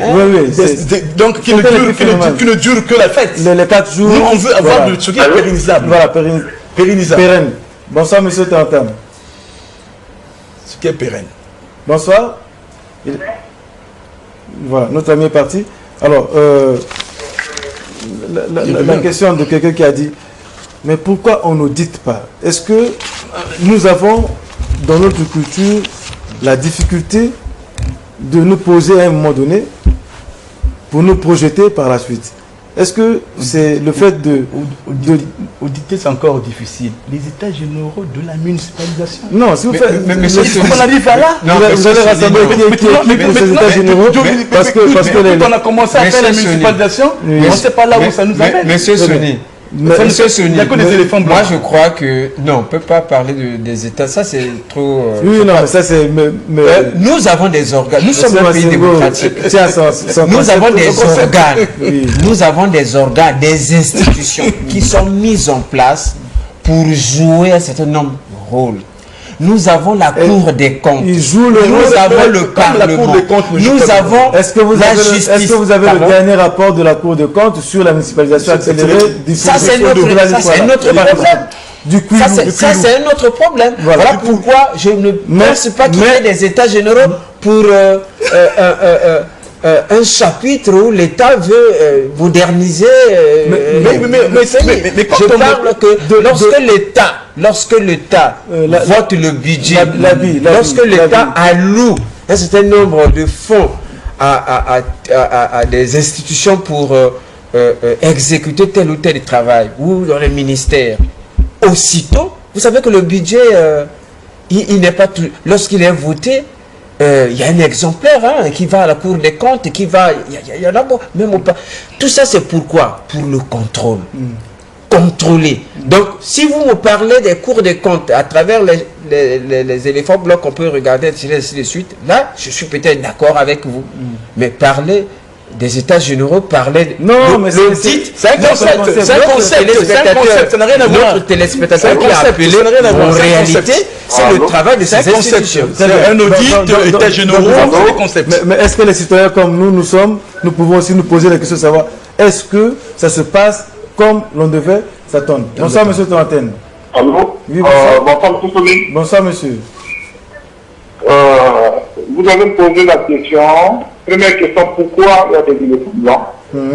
Et deuxième question, pourquoi on ne dit pas? Voilà. Bon, au niveau des éléphants blancs, moi je pense que la première responsabilité devient au maître d'ouvrage dans le choix de l'entreprise qui doit exécuter le travaux. Si le maître d'ouvrage est conscient qu'il va prendre une entreprise qui aujourd'hui va payer 100 millions, et demain le monsieur va se trouver à Paris et il va se passer les 100 millions pour rien faire, on ne peut rien avoir fait. Ça c'est une première raison. Bon, la deuxième raison, quand vous parlez pourquoi on me dit ça, cette question est liée à la question de savoir pourquoi il y a des éléphants blancs. Au fait, moi, j'ai toujours pensé qu'un député, il doit faire le sacerdoce. Un sénateur, un député. Ça, c'est leur mission. Donc, le technicien travaille et le politicien vient contrôler. Mais malheureusement, que ce soit les députés, que ce soit des sénateurs, ils viennent faire la politique pour avoir de l'argent. Jamais pour faire quelque chose. Et c'est ce qui est malheureux pour notre pays. Ils savent que simplement parler, mais on n'a pas des acteurs politiques sérieux pour dire effectivement il y a eu une telle municipalisation, il y a eu tel problème, bon, allons faire le dit. Moi j'ai écouté l'émission Blanc qui m'a dit que eux, ils avaient commencé à faire le dit au niveau d'un fondo. Après, il n'a plus continué à parler. C'est qu'il continue à parler, il nous explique pourquoi ils n'ont pas continué. Bon, une petite observation à mon cher économiste. Ce que je veux dire, c'est que le pays n'a plus besoin de tourisme. Quand vous êtes économiste, j'aurais voulu que vous proposez les projets que vous voulez que ça se fasse dans une municipalisation. Que de critiquer, on n'a plus besoin de ça. Le pays a besoin, quel est l'investissement que lui a déjà fait pour dire que, écoute, moi, je suis monsieur Temps, écoute, moi je trouve qu'on peut proposer tel projet, tel projet, tel projet. C'est ça qu'on a besoin pour le pays. On n'a pas besoin de donateurs. Ok, merci. Merci beaucoup. Alors, donc, nous, au moins, on va essayer de parler pour faire prendre conscience à un certain nombre de gens qu'il y a des corrections peut-être à apporter. Peut-être. On ne dit pas que on ne demande pas aux gens de suivre ce que nous disons. Mais si en 2004, dans le Kulou, on a commencé la municipalisation, si jusque-là, il y a encore des projets de la municipalisation dans le Kulou qui n'ont pas été exécutés, est-ce qu'on peut se poser la question pour savoir pourquoi? Si on a encore demandé des rallonges alors que l'argent a été décaissé à hauteur peut-être de 80% pour un certain nombre de projets, on inscrit ces demandes-là dans le budget. Mais ce qui a été décaissé, que fait-on de ceux qui ont encaissé? Est-ce que nous ne sommes pas là en train, finalement, de nous complaire dans une situation que nous avons créée nous-mêmes? Parce que peut-être que nous trouvons notre propre compte. Pourquoi on ne peut pas contrôler? Monsieur je crois que... Est-ce qu'il n'y a pas trop d'intérêts qui s'entremêlent, qui font que si on contrôle, on ouvre la marmite et ça peut exploser comme une grenade entre les jambes des uns et des autres? Moi je crois que ça sont des questions techniques. Non, moi j'ai posé une question simple. Oui, pas simple, technique, mais c'est ça. Le problème c'est que nous, lorsqu'on est ici, nous n'avons pas un technicien, par exemple, des grands travaux, ou un technicien aux finances qui sait que, bon, telle année, effectivement, on a débloqué tant pour telle entreprise. Donc, nous ne pouvons pas parler parce qu'il y a un éléphant blanc. Mon cher Labi, quand je fais un tour dans la Lukwala, par exemple, à Ifondo, je vois que le bâtiment de la préfecture, la peinture blanche est écaillée. Quand je vois le palais présidentiel et même la résidence de la première dame du Gabon, quasiment envahi par les hautes herbes, je me dis, mon Dieu, je n'ai pas besoin de faire Sciences Po pour comprendre. Mais peut-être que l'État n'a... Très bien. Alors quand je vais dans le Kulou, je vais en Ngoyo et je regarde cette belle bâtisse perdue au milieu d'une forêt, comment on appelle ça? Je me dis, mais alors... qu'est-ce qui se passe? Est-ce qu'on peut se poser des questions là-dessus? Oui ou non, sans être un technicien? Peut-être que l'État n'a pas achevé le déblocage des fonds. Oui, mais quelles en sont les raisons? Mais c'est ça, nous ne pouvons pas en avoir. Alors, puisque nous supputons, est-ce qu'à un moment donné, on peut se poser, hein? Là, il s'agit justement d'édifices, on peut se poser pour dire que tel projet a été réalisé à hauteur de tant %. Il faudrait qu'on termine. Et ceux qui ont encaissé et qui n'ont pas terminé, qui puissent au moins répondre de ce qu'ils ont fait. Est-ce qu'on ne peut pas poser ces questions-là, M. Goma? Mais c'est simple. Qui a donné le marché? Celui qui a donné le contrôle. Qui a exécuté le marché? Qui a exécuté? L'entreprise est connue. Ils ont obtenu combien? Vous avez des rapports qui sont publiés au niveau du ministère du Plan. Le rapport de suivi qui part du ministère du Plan, qui arrive aux grands travaux. C'est des rapports croisés. Mais que fait-on de ces rapports-là? Mais parce qu'on est conscient que dans ces rapports, il y a plus de dégâts que de bonnes choses. Et du coup, on est obligé de maquiller. Allô? Il y a quelqu'un qui a entendu. Bonsoir, Bonsoir. Bonsoir, monsieur. Je voudrais vous faire une petite remarque. Éloignez-vous de votre poste téléviseur, monsieur, s'il vous plaît. Ça l'arsène. Ouais. Ok, je dis que je voudrais vous faire une petite remarque. Elle sera la bienvenue. C'est que je vous sens intimidé et vous ne voulez pas dire des vérités. Pour dire des choses, c'est des débats très importants. On vous suit et il y a des gens aussi qui vous suivent. Dites des vérités. Si vous en avez une, partagez-nous. Non, on ne refusera pas.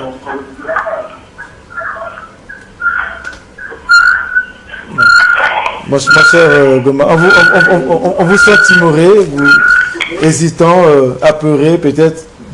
Non, pas du tout. Alors, donc, dites des choses, s'il y a des choses à dire. Qui donne? Qui reçoit? Celui qui donne doit contrôler celui qui a reçu. Je vais vous prendre un exemple simple.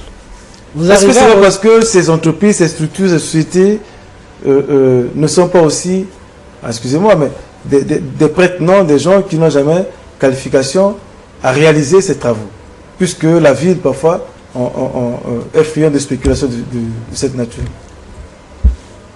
Qualification, pas qualification, lorsqu'on a un marché, ça veut dire qu'on est qualifié.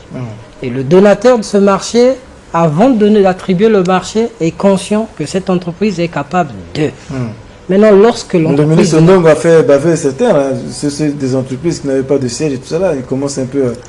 Hein? Mais le problème, il n'est même pas au niveau des sièges. On a vu des entreprises ici avec des sièges qui ont disparu. Vous êtes en antenne, bonsoir. Bonjour. Bonjour. Mais je voulais pas intervenir sur cette émission. Vous voyez que ce que le journaliste est en train de dire, l'animateur de l'émission, M. Sony, c'est très important. Il faut d'abord voir un peu la responsabilité de l'État. La vision qu'ils ont de la municipalisation, c'est une belle vision. Mais comment ça se passe qu'on donne l'argent à des entreprises et les travaux ne sont pas achevés, surtout une photo, et on n'en parle plus. Quand vous partez, on voit des terres, on trouve des maisons, et donc c'est un projet de l'État. Qu'est-ce que c'est l'État? Qu'est-ce qui s'est passé? Il faut que les gens t'expliquent. Parce que la situation est un peu très chez nous. On ne sait pas si au milieu de l'État, il y a des gens qui font des combines avec ces entreprises pour s'enrichir, après faire perdre les dossiers, et ça reste comme ça, et on va continuer comme ça jusqu'à quand? Et vous savez aussi que dans un pays où on ne sanctionne pas, on favorise le désordre. Merci beaucoup. Dans un pays où on ne sanctionne pas, on favorise le désordre, mais j'ai envie de donner une citation, mais je ne vais pas peut-être bien la citer, puisque dans le dernier Jeune Afrique, dans l'éditorial de François Soudan, il a dit à peu près ceci: à un moment donné, il faut que le chef de l'État sanctionne, interpelle, pour qu'il donne la dynamique. Mais enfin bon, comme il est en vacances, il n'a peut-être pas lu cet éditorial. Allez-y, vous êtes en antenne, on vous écoute, monsieur. Mon cher Patrick Goma. Je disais tout à l'heure, mais je crois que l'auditeur est venu, le téléspectateur est venu confirmer cela. Lorsqu'on ne sanctionne pas, mais c'est ça véritablement. Moi je crois qu'il faut qu'on revienne. Je suis d'accord pour cette idée, cette politique de municipalisation, mais il faut qu'on arrive à sanctionner les entreprises qui ne font pas le travail. Ça, il faut le faire. Oui, bonsoir. Bonsoir. Il faut qu'on arrive à sanctionner les entreprises qui ne font pas le travail. Qui va les sanctionner? Allô? On vous écoute, monsieur, vous êtes à l'antenne. Moi, je voudrais poser la question. Si c'était lui l'expert, comment il allait faire contrôler les combattants? Parce que là, on débloque l'argent, on ne rentre pas là où on doit rentrer. Alors qu'il y a les contrôleurs, tout est en place. Je voudrais lui poser la question si lui, il peut me donner le temps.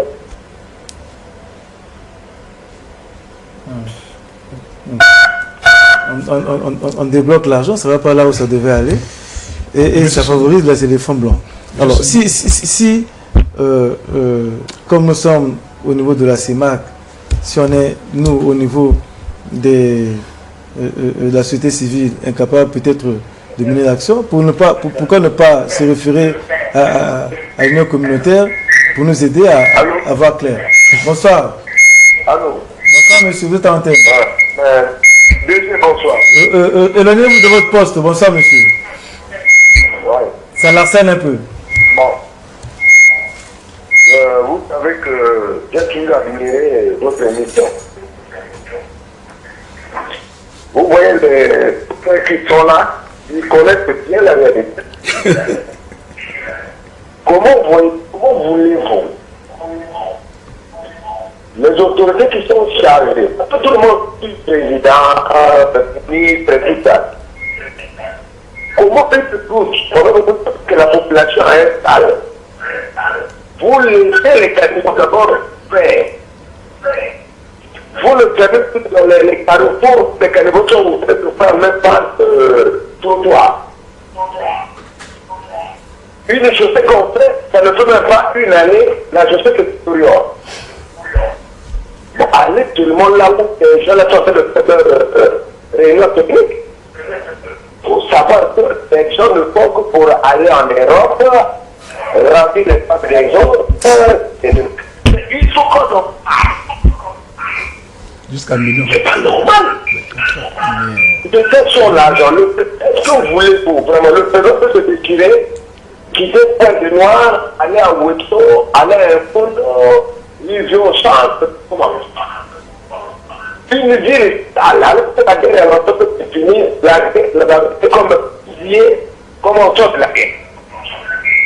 Les conflits qu'on voit ailleurs, la population parle, jusqu'à quand nous allons continuer à le faire. Là où vous déclarez, vous nous déclarez. Mais comme les gens sont libres de l'argent qu'ils prennent, qui va vous déclarer? Je serai conscient quand vous allez faire votre émission. Un jour, on verra sur la cour des comptes où les grands travaux appuient les gens. Non, c'est pas quand même, c'est comme ça que tu as fait. Je constate cette unité la moitié. Merci. Comme dit quelqu'un, la répétition est la mère des choses.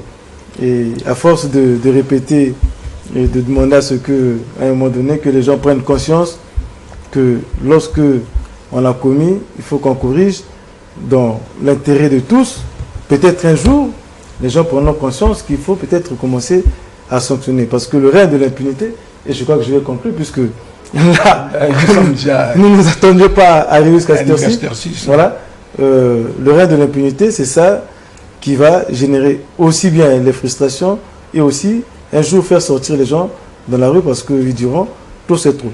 Mais on ne peut pas, à un moment donné, ne pas se poser pour tirer les conclusions de ce qui a été fait et de les corriger par la suite si correction il y a. Mais personne ici n'a dit que la municipalisation était une mauvaise chose. J'ai cru comprendre que nous l'avions aussi emprunté oui, bonsoir, dans d'autres pays, mais que ça a l'air de bien marcher là-bas. Bonsoir, vous êtes à l'antenne. Alors, je suis dans le sport et de santé pour faire. Et moi, j'aimerais absolument cette question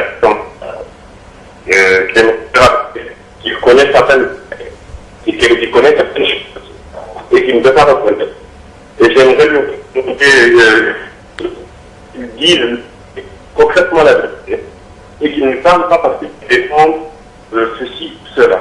Mon point de vue vient de premier. Et puis j'aimerais un peu expliquer à ma manière comment est-ce qu'il a que l'impunité règne de manière formidable.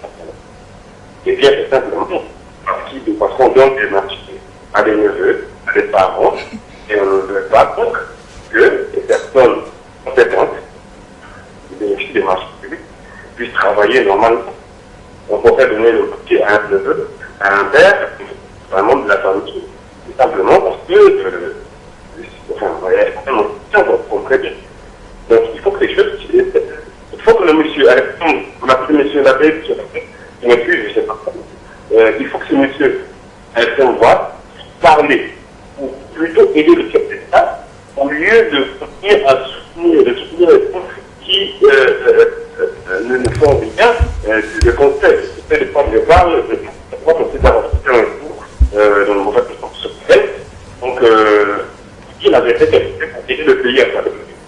Monsieur Patrick Goma, je vous félicite, vous avez du courage, c'est une certaine chose que certains jeunes congolais n'arrivent pas à développer. Et c'est comme ça que vous allez les à se développer. Bonne soirée.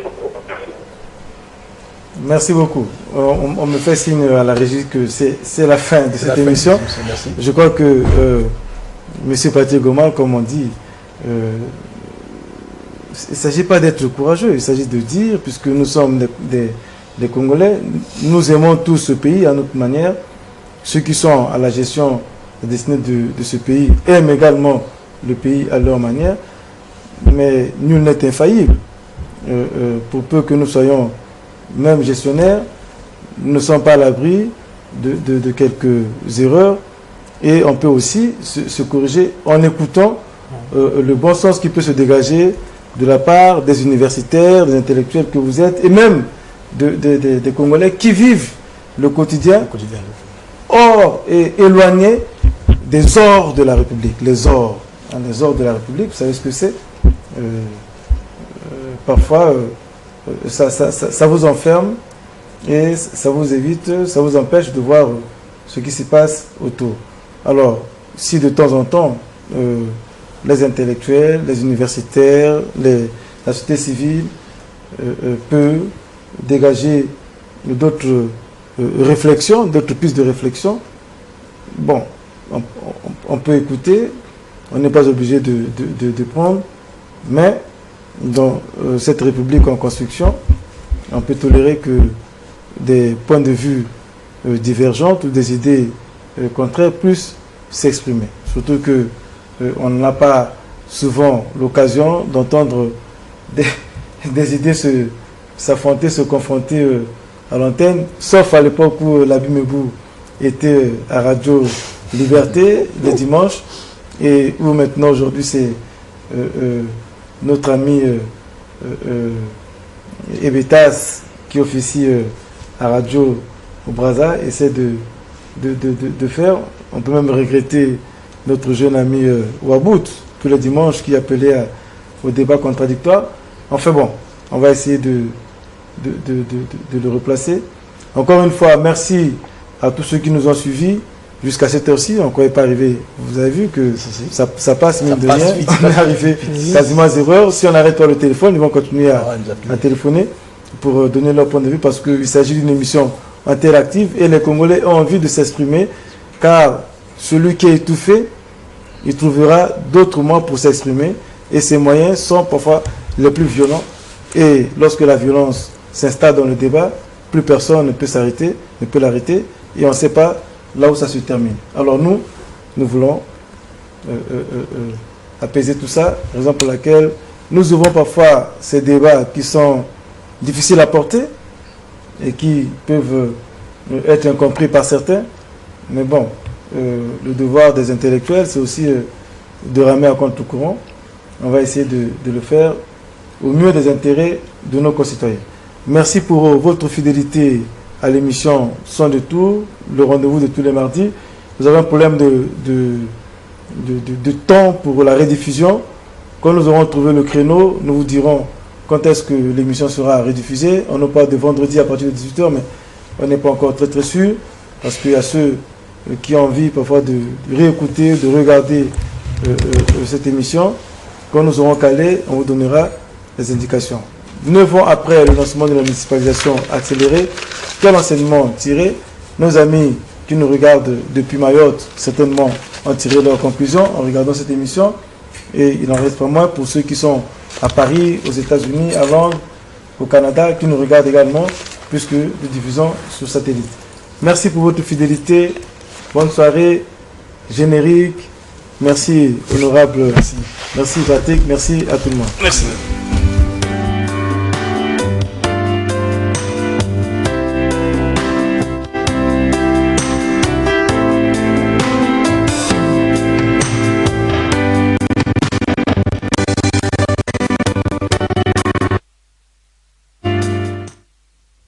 Mesdames, Messieurs, bonsoir. Eh bien, nous sommes en direct pour la reprise.